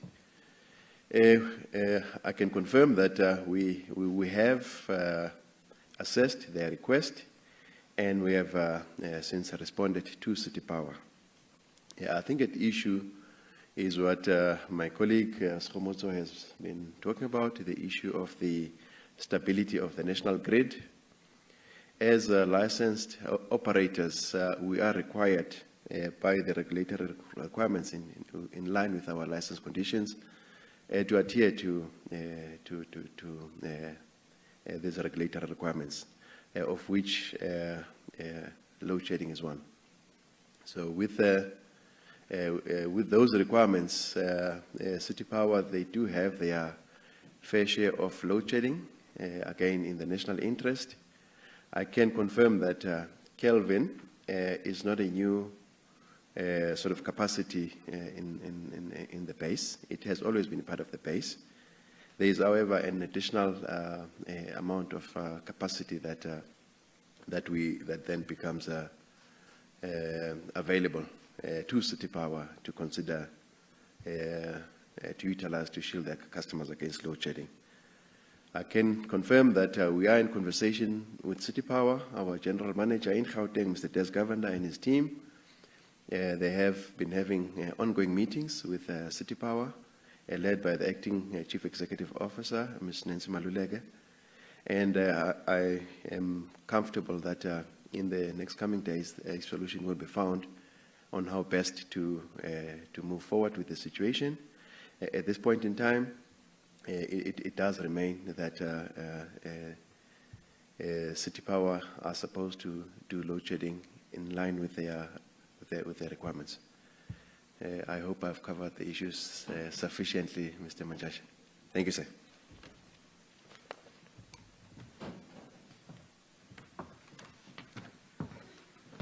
I thank you, Mr. Bala. At this point, colleagues, we are going to read your questions 3 at a time, and they will be directed to my colleagues on the right-hand side. Please, colleagues at the back. Okay, we have our first one from William Horn at Network 24. This is for Mr. Oberholzer. He wants to know, given that the shortage of generation capacity in the country is 4 to 6 gigawatts, will the RMI PPP for an additional 2,000 megawatts be enough to meaningfully impact the occurrence of load shedding? The second is from Lamiz Omaji at Fin24. She wants to know, clarity on referrals to fund being released for maintenance. Is this the allocations from Treasury? And then we have one from Antoinette Slabart at the report. Mr. Oberholzer, sir, you have plans, you have focus areas, you have targets. Nevertheless, the performance is dismal and deteriorating. On what basis should your performance be judged? Jan, that's all of you. Yeah, I'll leave the middle one for Philip.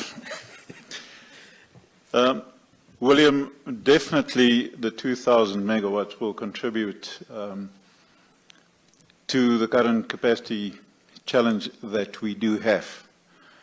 So, as Eskom, we would welcome any contribution in terms of capacity, again, on sustainable financial basis to assist in the constraint that we currently do experience. Antoinette, let me deal with your question, and then Philip can take the middle one. Antoinette, I believe that you're referring here to generation, which is part of my portfolio.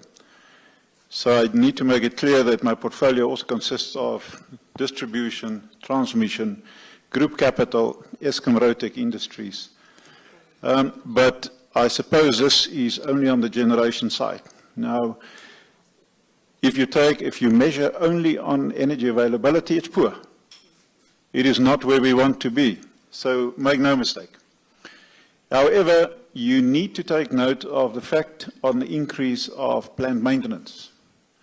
Now, if we go back to, the levels of 2-3 years ago, the energy availability factor would be above 70%. So we made a conscious decision that we will increase our plant maintenance in order to have sustainability in the future. Now, your question is that we do have plans, we do have focus areas. Yes, we do have. However, we deal with a situation that, and a system that is unreliable, unpredictable, and as Philip has given a little bit of, spent a bit of time on Tetuka, how neglected that power station has been over a number of years. So the challenges are huge. It's humongous in the generation environment. But slowly but surely, we will chip at it and we will succeed. So it's taking longer than what we have imagined right in the beginning, but we're moving forward. So a simple answer to your question is, I believe it's on the generation side, it is not where we want to be. However, I believe that we have valid reasons for where we are. But make no mistake, the performance in general of the coal-fired power plant is not where we want it. We have new teams on some of the power stations, so it is a challenging environment. However, if I have to judge myself, not good on the generation, but I'm quite comfortable on the other areas of my portfolio. Thanks, Antoinette.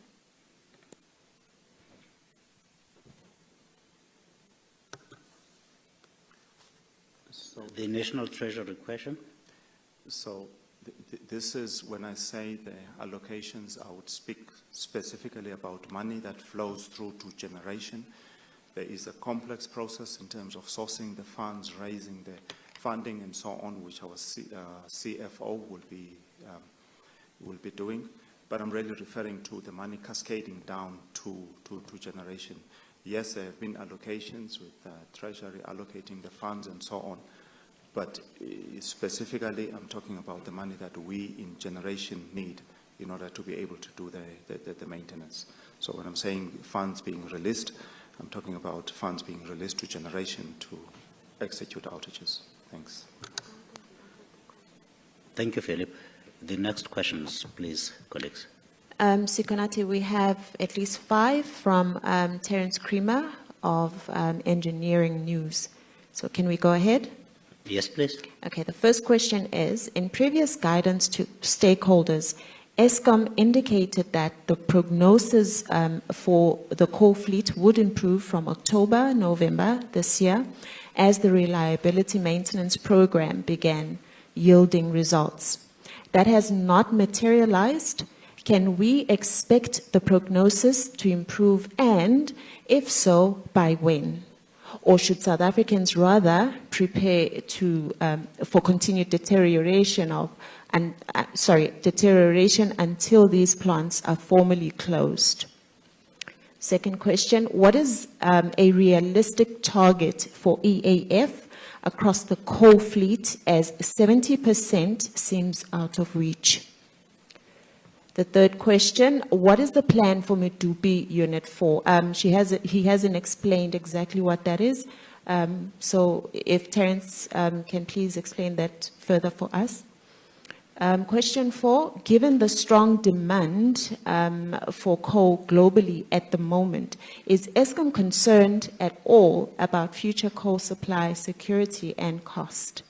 The last one is, could you confirm that City Power has sufficiently added capacity from the Kelvin Power Station following the signing of a PPA to avert stage 1 and 2 of load shedding? Thank you, Teresa. I will immediately skip question 3. What is the plan for Medupi 4? Philip has answered that question extensively. Monde has dealt with the Kelvin power station just now. Let me summarize what he said. The City Power team and the Eskom team are engaging on the technical details of the power station and will be able to confirm or to verify what the station can provide, and communication will be made once those engagements are concluded between the technical teams of City Power and of Eskom. Thank you. Colleagues, can you deal with the other 3 questions? Thanks, Sekunati. Terence, I'll deal with number 1. Philip can deal with 2, and I leave 4. When we announced in early 2020 that we will embark on reliability maintenance, but I need to stand back. Philip explained it quite thoroughly during his presentation. What does it mean to adequately plan for an outage? And that you need time to plan it, you need to get your resources and your spares and material in place, and then, quite important, you need money as well. Then, when we announced that something else happened in the world called COVID-19, so we did unfortunately lose time in the beginning of the program. However, where we find ourselves, and Philip explained it quite adequately, we are now fully on the program, maintaining our plant. So initially, we believed that 18 months of reliability maintenance, and I want to repeat that, 18 months of implementing reliability maintenance will take us to a situation where we can minimize and reduce the risk of load shedding. We never said that we will eliminate load shedding. However, Terence, what has happened with Medupi 4 and Kendall 1 set us back quite drastically. 720 megawatts at Medupi 4 and Kendall 1 640. To make up that 1,300 megawatts is difficult with the system that we do have. So we had some setbacks. Is the performance where we want it? No, absolutely not. But I can assure Terence, yourself, and for those listening, that we are committed. We are really working hard at this. But we have significant challenges in this environment. We really do. And we will continue, to maintain our plant in order to have it sustainable. But that, unfortunately, takes existing capacity of the system. And this is, unfortunately, where we find ourselves. Have we made progress? Yes, we believe we have made progress. If you put back the 1,300 megawatts, and unfortunately, the incident that happened yesterday morning, another 920 megawatts, it has a significant impact on a constrained system at this point in time. Thanks.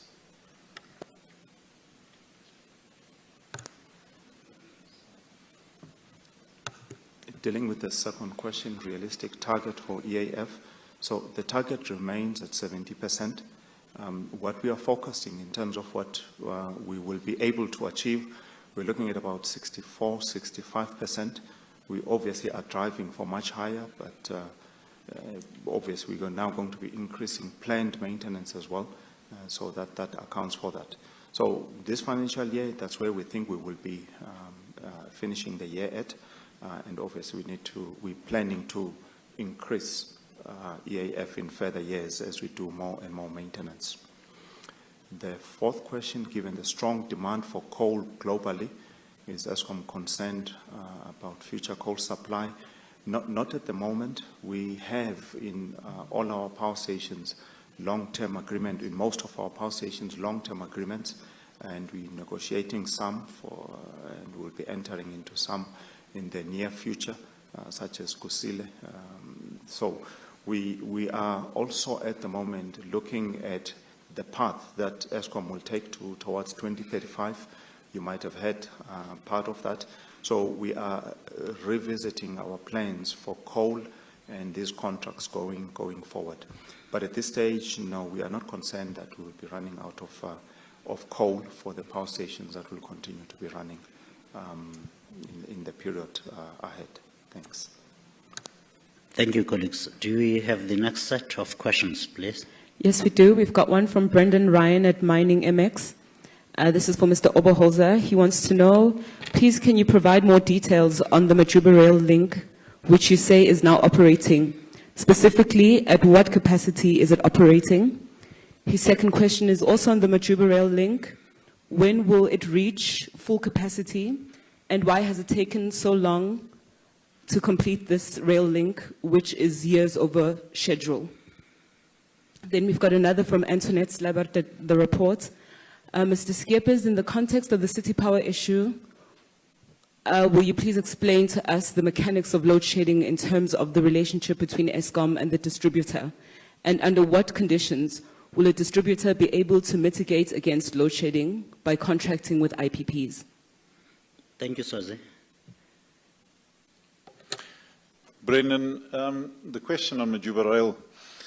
Now, I'm the first one to say that really poor performance on this project. However, there have been not excuses, but valid reasons. One being our own poor performance in terms of project management. Let me start with that. Extremely poor performance. However, we had a fire incident, if we can remember, about a year and a half, 2 years ago, that set us back, where the conveyor was burned.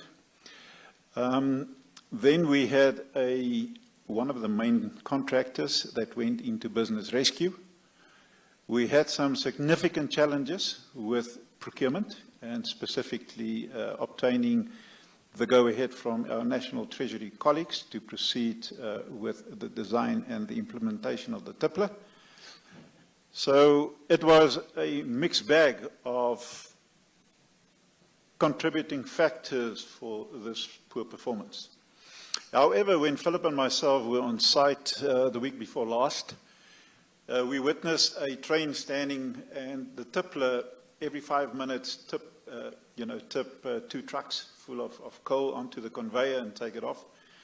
So you can, when this is now fully operational, and we don't believe there are any reasons for that, we can offload 6 of those coal trains per day.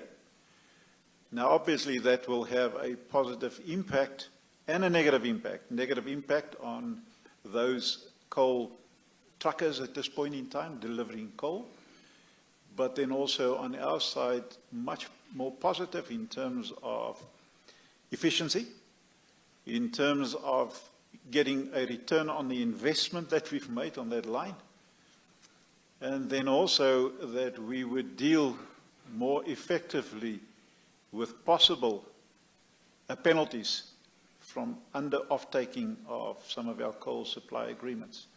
So all in all, we are extremely proud that it is operational now, but it's to make sure that we secure it now to be able to continue with this facility getting coal into Majuba Power Station. Thanks, Brendan. Thank you, Jan. Philip, under what conditions will a distributor of electricity be able to mitigate against load shedding by contracting with independent power producers, please?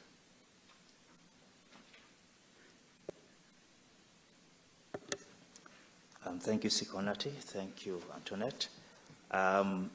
With regard to the city power situation, I think Mr. Bala has explained what is the situation prevailing. In general, load shedding is guided by a NESA-approved industry standard, NRS 048, which sets out the obligations on all the distributors as to the role they are required to play in the event that load shedding is necessary. And there is an obligation on all of us when the national power system is under threat to act in a manner that will protect it. So that is something that's very important. It's a very painful thing to do, clearly, but sometimes it is necessary and the sort of last resort that we have. The NRSO 48 is currently under review, in particular to address those questions around how do we operate and protect the power system where we have bilateral contracts between IPPs and municipalities. So that work is in progress as an industry piece of work, and I don't think it would be proper for us to speculate about what we think here. We are providing inputs into that process so that we can have all of us understanding of how things will work in a different regulatory regime. I'm not sure, Mr. Bala, if there's something you'd like to add. Is it covered? All right. Thank you very much. Thank you, colleagues. Please, the next round of questions. Okay, we have another one from Antoinette Slabbert from Rapport. This one is for Mr. Dugashe. You say there is a competition between money for OCGTs and for maintenance. Please quantify that in terms of the year-to-date. The second question is from Amanda Watson from The Citizen. She'd like to know, with more than 28 billion spent on OCGTs since last year, how does this affect maintenance? What is the maintenance budget versus what it could be? Her second question is, why is it taking so long to ensure effective management at power stations? And the last question is from William Horn of Netwerk 24. It's also for Mr. Dugashe. In simple terms, why is EAF deteriorating so rapidly year on year, given that the RMR program has been running for more than a year?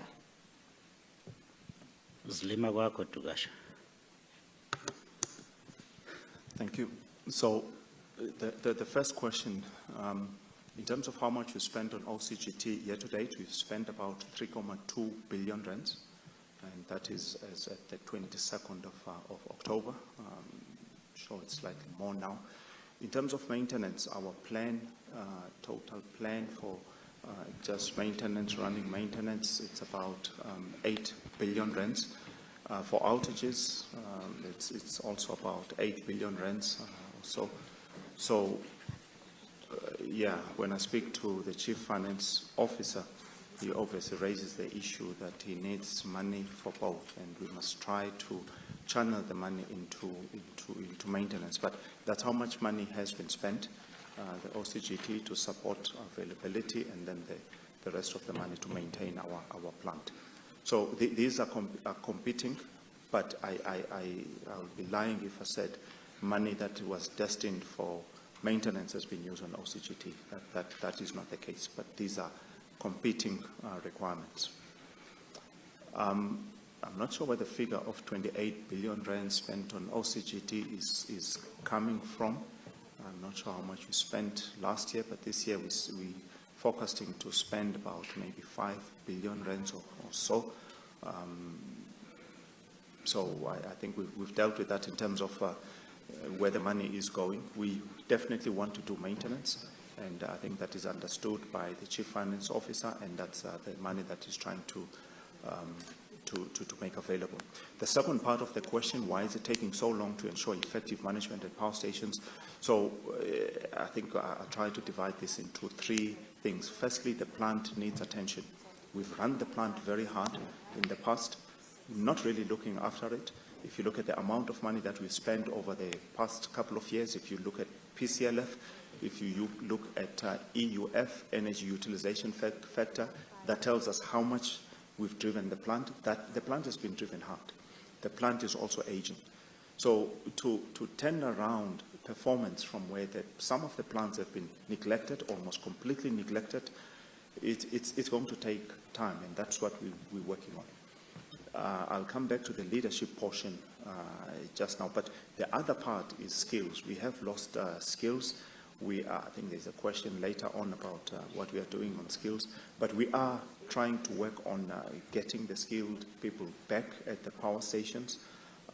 But the key also is leadership. Once you sort out all of these issues, you need to be able to bring everything together and say, I'm doing the best that I can given the current situation. So that leadership portion is important. And there are a few things that we still need to change, things that I can clearly say I'm not happy in terms of our leadership focus, in terms of what we're doing on the plant. And these are some of the things that we are changing, including the culture, instilling that culture of vigilance, instilling the culture of urgency. When something goes wrong, we don't have the luxury of fixing it tomorrow or next week. It has to be fixed immediately. So these are some of the things that we're working hard on. But in order to be able to turn around performance, you need to get these all correct. And as I've said, in terms of working on the plant, doing the maintenance, it's not a matter of I need to shut down today, I can start maintenance tomorrow, the plant will be fine. You need to plan those initiatives. As I've indicated, one unit can take you up to 2 years to properly plan. I think that deals with the part of the third question as well. Yes, RMR has been running for more than a year, but it will take much more than a year to go through all the stations, all the units that we have, and to do them thoroughly. RMR is the right program, but it has to be the norm. That's how we should be doing things. It's not a program. It's the norm. That's how you plan outages. That's how you execute them. So we need to go through that and instill the discipline that used to be in generation in carrying out our maintenance programs. Thanks. Thank you, Philip. There is a request for you to bring closer your mic so you can be louder next time. Do we have the next set of questions, please, colleagues? Yes, we've got questions from Kyle Cohen at News 24.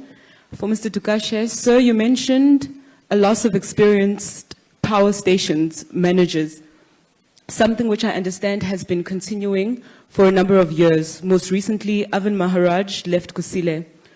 What strategy is there in place to lure experienced managers back to Eskom or to keep them if they get more lucrative offers? What other factors have impacted the loss of institutional knowledge? Thank you. That's a great question. I'm actually going to ask Jan just to touch on what we saw at Kubok when we visited Kubok last week. But the first part of the question, loss of skills, before I joined Generation February this year, I was involved in the recruitment of some of the power station managers that we have.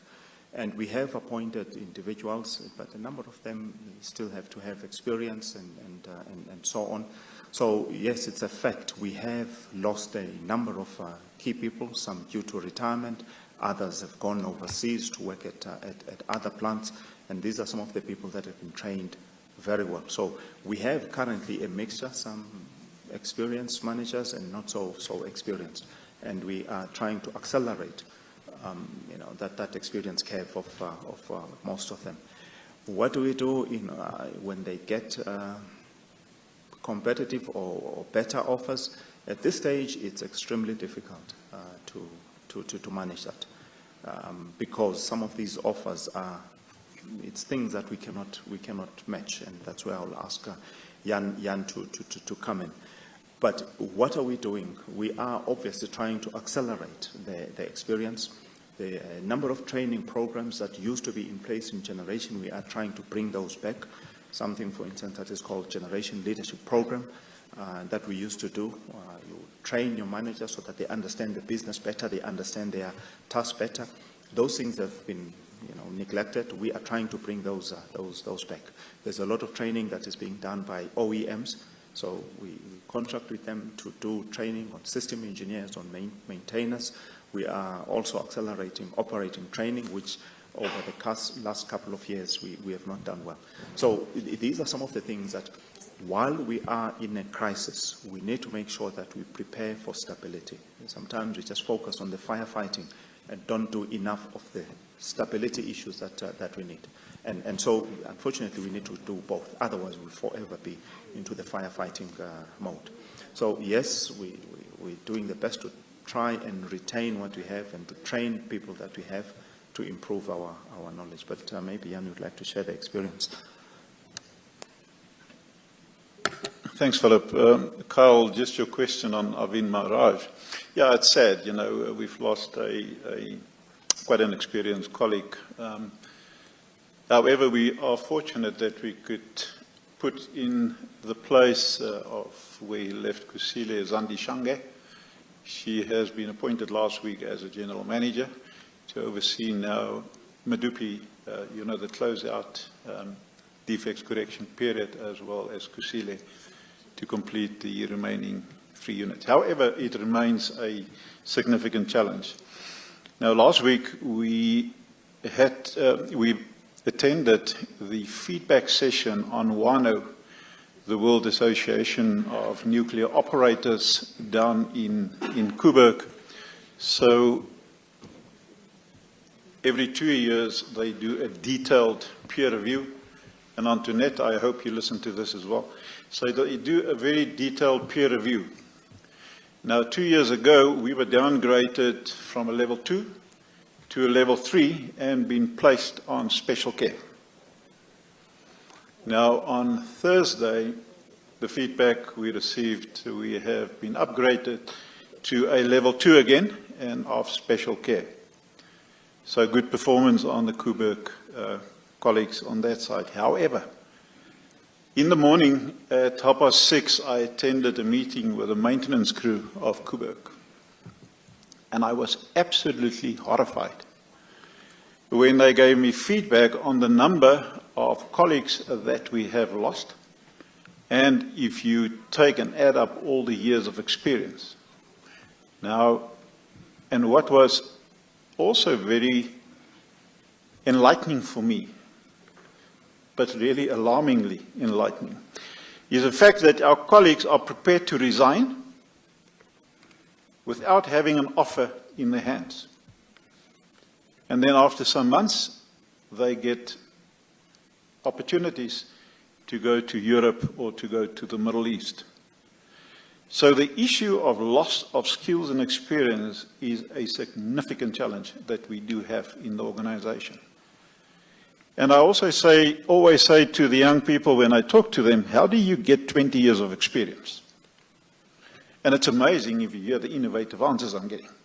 But I always respond to say, you've got to work for 20 years. Now, you may have the most incredible individual as a colleague, all the potential in the world. But you know as well as I do, it takes time to gain experience.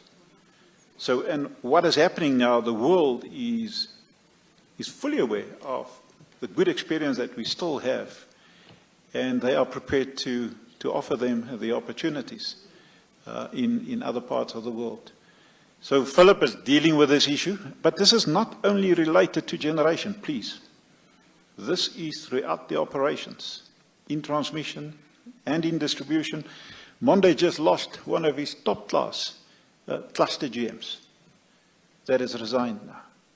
And the issue is how do you fill that again with somebody with 25, 30 years of experience? So it is a real challenge that we are facing within the operations. Thanks. Thank you, colleagues. Do we have the next set, please? We have one from Peter Attard Montalto at Intellidex. He wants to know, following on from some of the previous questions, I am struggling to square the worst EAF outcomes with the slide on the better post-maintenance performance. What does this tell us about length of time for the EAF to turn higher, or does it imply it may not turn higher? Then another one from Antoinette Slabert at the report. Mr. Dukashe, you refer to funds not being available for maintenance and to funds not being released in time. Please give us detail. What is your budget and to what extent has it been funded? Where is the problem with the timeliest release of funds? Thank you, Suzy. Okay, so on the first question, yes, we've indicated we are tracking our post-outage UCLF. So this is when the units come back from an outage to track whether we are improving. And yes, it has improved. But this is comparatively for a few units, very few units compared to the total base of installed units that we have. So I think that we need to keep in mind. So we've indicated that we would have in any given year maybe 20 GOs and mini GOs. So those are the opportunities that we have. But we have a number of units that we have to work through. So that's just comparing those. Yes, it will improve, but it's going to take time, and we have to go through all the stations and all the units that we have. The issue of funds being available for maintenance.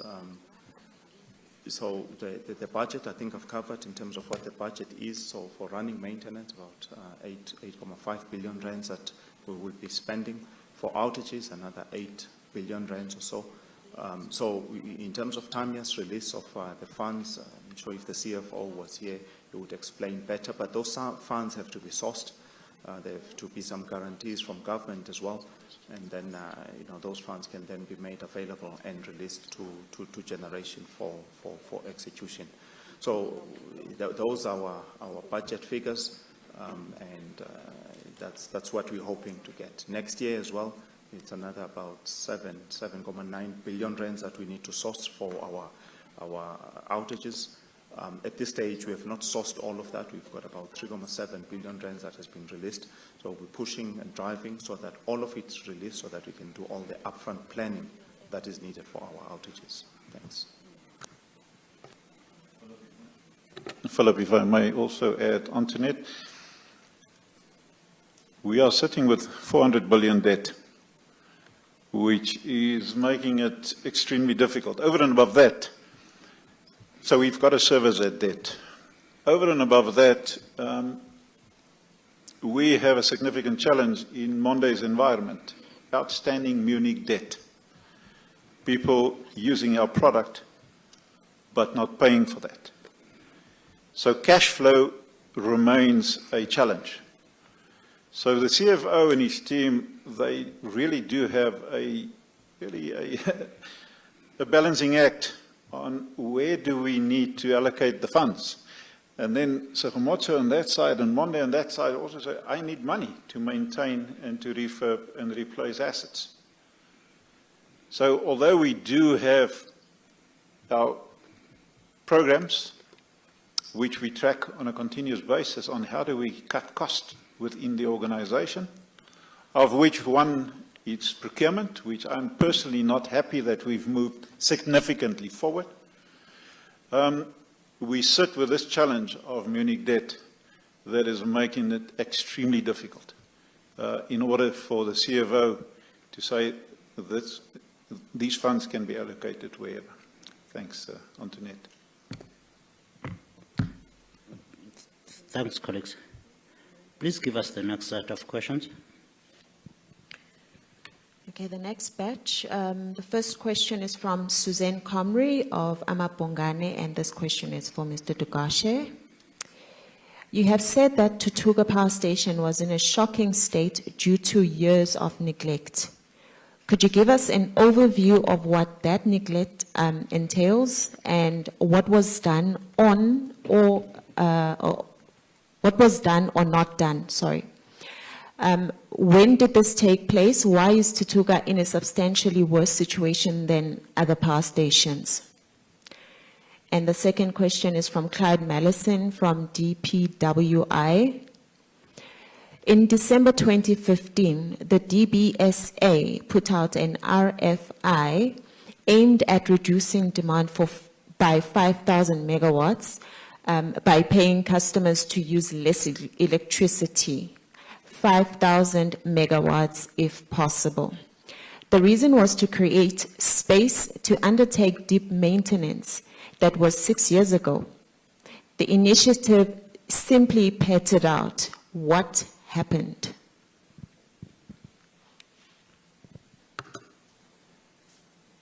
Thank you. So Tutuga, in terms of the neglect, as I indicated, I visited Tutuga, I think about beginning of March this year. That neglect, what I saw, it's not what you expect to see at a power station. you do not expect to see heaps and heaps of ash covering your walkways, covering your plant, covering some of the instruments that you need to operate. Because that then tells you that maintenance is not done, because some of those instruments need to be maintained. And although they may be signed off in the system that yes, maintenance has been carried out, but it raises serious doubt if what you see, it clearly indicates that it would take you quite an effort to first expose those instruments. So, and then this goes into contracts. We have to have contracts in place because we will resource the station to a certain extent, and then we get contracts that will assist us to carry out maintenance in various areas of plant. Now, again, Tutuka, yes, those contracts will be on a month-to-month basis. That's not sustainable, and there will be a lot of emergencies that need suddenly, you need to attend to the plant. An orderly way of maintaining your plant is you resource it with your people, you decide which areas you're going to be contracting out, and then you contract out those areas, and then you bring in contractors, not on a haphazard month-to-month basis.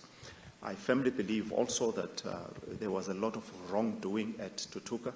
A number of people have been suspended at Tutuka. A number of people will be, in my view, will be arrested at Tutuka because we have unearthed, and we continue even now to unearth a lot of wrongdoing that took place at Tutuka.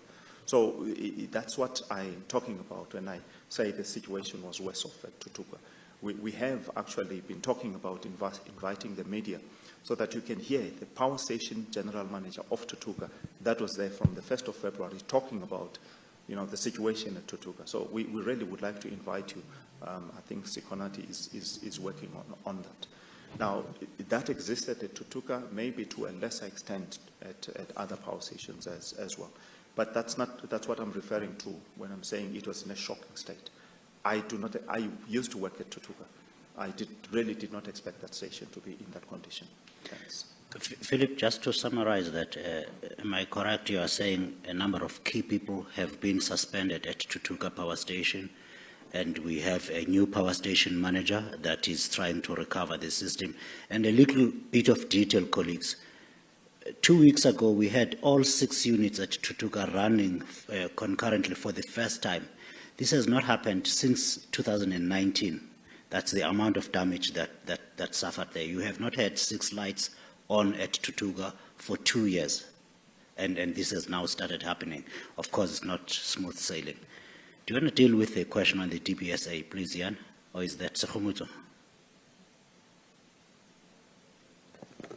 I don't know if you can help, perhaps, Monday. I unfortunately do not have the information. If we don't, we can always... So Sikonati, we do apologize. We don't have an answer for Clyde. We will make sure that we prepare a response and send it back to you. Thanks.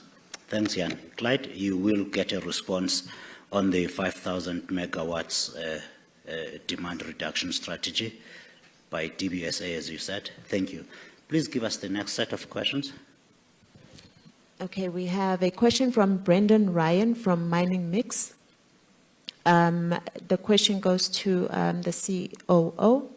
Thank you for your answers, but could you please specify at what capacity the rail coal handling facilities at Majuba are operating at present, and by when they will reach full capacity? The next question is also for the COO from Des Mueller, who is a spokesperson for SANBP. His questions are: this has been a focus on the performance of our coal power plants under Eskom's management. How has the REIPP program come to our rescue? Second question from him: global EAFs for a coal fleet is typically 80%. Are we learning from these world-class utilities to get Eskom back up there? And the last one is from Amanda Watson from The Citizen. Oh, she was just clarifying a mistake that had been made before on the question that she had asked about the spend on OCGTs last year, that it was 22 billion, and with another 6.1 billion projected for next year, so that would not be a question. Amanda, I think the first 10 pages of the published annual financial statement will give you the exact figure, the audited figure of OCGT usage last year. It's certainly not 22 billion rand. We have, to my recollection, spent about 4 billion rand in financial 2021 on open cycle gas turbines, not 22 billion rand. Maybe over a number of years you would get to 22 billion rand. Thank you. Can we deal with those, Jan? Thank you. Brendan, the coal handling facility, we believe, will handle 80% of the supply of coal. We will still have some trucks delivering coal, but that would be not the main feed of coal into the power station. So that's the way we see it at Majuba. In terms of the global EAF, we've been playing with this, this benchmarking. And so we are busy looking at it. We are continuously looking, actually. However, what we need to do is to compare apples with apples. Now, if you say you want to compare yourself to a global utility, and the EAF is actually 80%, then we need to understand how did they maintain their system. So you have to be able to compare apples with apples. Now, if we say, and we're the first to admit that our EAF is poor, where we want it and where it is now, it is poor. And this is why some of the PCLF is taking away some of the EAF. But we are currently looking, and we're trying to compare apples with apples, because if you understand what you are supposed to be investing in that unit and what you actually have invested compared to a benchmark, then you will understand where we perform.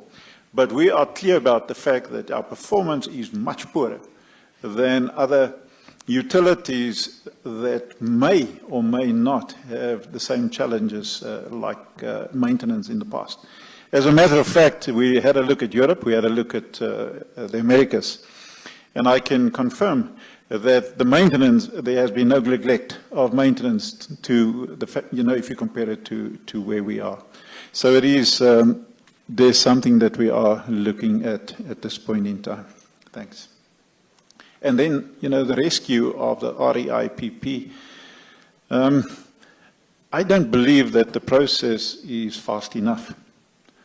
And this is why when I had my presentation, I was emphasizing the fact that the urgency of getting additional capacity on the grid. Because in my view, by having bid windows, and there's nothing wrong with that, please, I just believe it's taking too long to where we have find ourselves with a system that is extremely constrained. So whatever, this 100 megawatts that has been allowed now, we believe that will contribute as well. However, it will take a bit of time for those capacity to be added to the grids. Thank you. Thank you, Jan. Colleagues, we probably have just one more slide or two to go of questions. Please, Susie. We have ones from Terence Creamer at Engineering News. For Mr. Skippers, currently outages exceed the base case plus 2,000 megawatts outlined in your 12-month outlook. In other words, are we in worst-case scenario territory? And what does that mean for load shedding days and diesel costs should this persist? Then one from Ted Blom at Mining and Energy Advisors. What was EAF over the weekend or Sunday? How many OEM warranties has Eskom received on its maintenance program? Why are Eskom's maintenance or operating manuals less than 50% up to date? Thank you, Susie. Skippers, Sakamoto. Yeah, no, thank you very much for the question, Terence. When I tabled that histogram and then the results of potential load shedding days for different scenarios. There are obviously different numbers that come up. I think what one needs to appreciate is that the UCLF and the power system is actually very dynamic. So you are actually occasionally making an exceedance into the high UCLF territory, but very often you can then recover in a short space of time, even within a day. So it is not that you are there for the whole day and on an ongoing basis. I think that's what one needs to appreciate. The performance that has on average shown a reduction in EAF does mean that, one, we are seeking to do more maintenance. On the other hand, we've also experienced more breakdowns than was planned. And the net result is you will spend more on diesel. And I think it's a very difficult thing to project in terms of monetary terms and the quantums because of the volatility and the dynamism of what happens on the power system. So we cannot really answer your question in very definitive terms, Mr. Creamer. But in fact, there's a different representation that shows you how the UCLF might move between different, the base case plus 1 plus 2 gigawatts in a single day, that you can actually have quite a wide variance. And clearly the effort is to try to reduce the unplanned, to avoid the trips, and to be operating in a safer space where we don't need to use the emergency reserves and where we can avoid load shedding. Thank you. Sekgomoso, are you able to answer the question about EAF over the weekend? Guess you can do it over a month or the year to date, which we have just shown here. I can. Incidentally, I do know it was 58.5% with a PCLF of about 12% on Sunday. So that's before we brought some of the units with Kubok off as well. I do not understand the second part of the question. How many OEM warranties has Eskom received on its maintenance program? So whenever we have a contract with an OEM or whoever, we will ask for warranties on the work that has been done on whatever has been supplied. So you know those are standard. We will have them. And then the last one: why are Eskom's maintenance operating manuals less than 50% up to date? Again, I don't fully understand this. So each area of plant has got its own operating. Now you need to revise this. As the plant gets old, as you experience more defects, we are going through a process of doing that. But each component in the plant has got its own maintenance plan that we are adhering to. And we are seeking to load those and make sure that they are standard and they are updated. But each one of those will, each component will have its own operating and maintenance plan. Thanks, Philip. Jan, there's a request for you to clarify the question on the capacity of the rail facility at Majuba. You said it will carry 80% of the coal requirements of that power station. And when will that be? That will be full capacity. When will that be? As soon as the facility has been fully commissioned. So at this point in time, it's partially commissioned. It was to test what the success would be of the facility. So if my memory serves me correct, by the end of this financial year, this calendar year, the calendar year 2021, it will be in full commercial operation. Thanks. Thank you. And that will be to meet 80% of the station's coal requirement. Please give us the next slide of questions. Is that the last? Oh, we've got just one more from Susan Comrie at Amapungani. Mr. Oberholzer, installations of fabric filter plants, FFPs, and low nitrogen oxide burners, LNB, were scheduled to begin at a number of power stations in 2019, 2020, and 2021.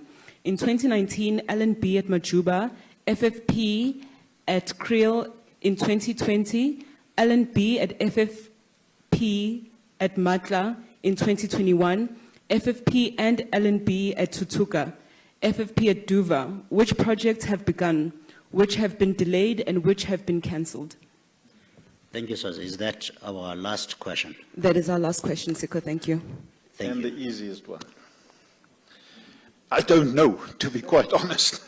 I don't know the detail, but what I can give feedback to San, and again, I commit that we will prepare a response and let you have it. What I can give feedback on is that Eskom currently is looking at, holistically, at our coal-fired power plant.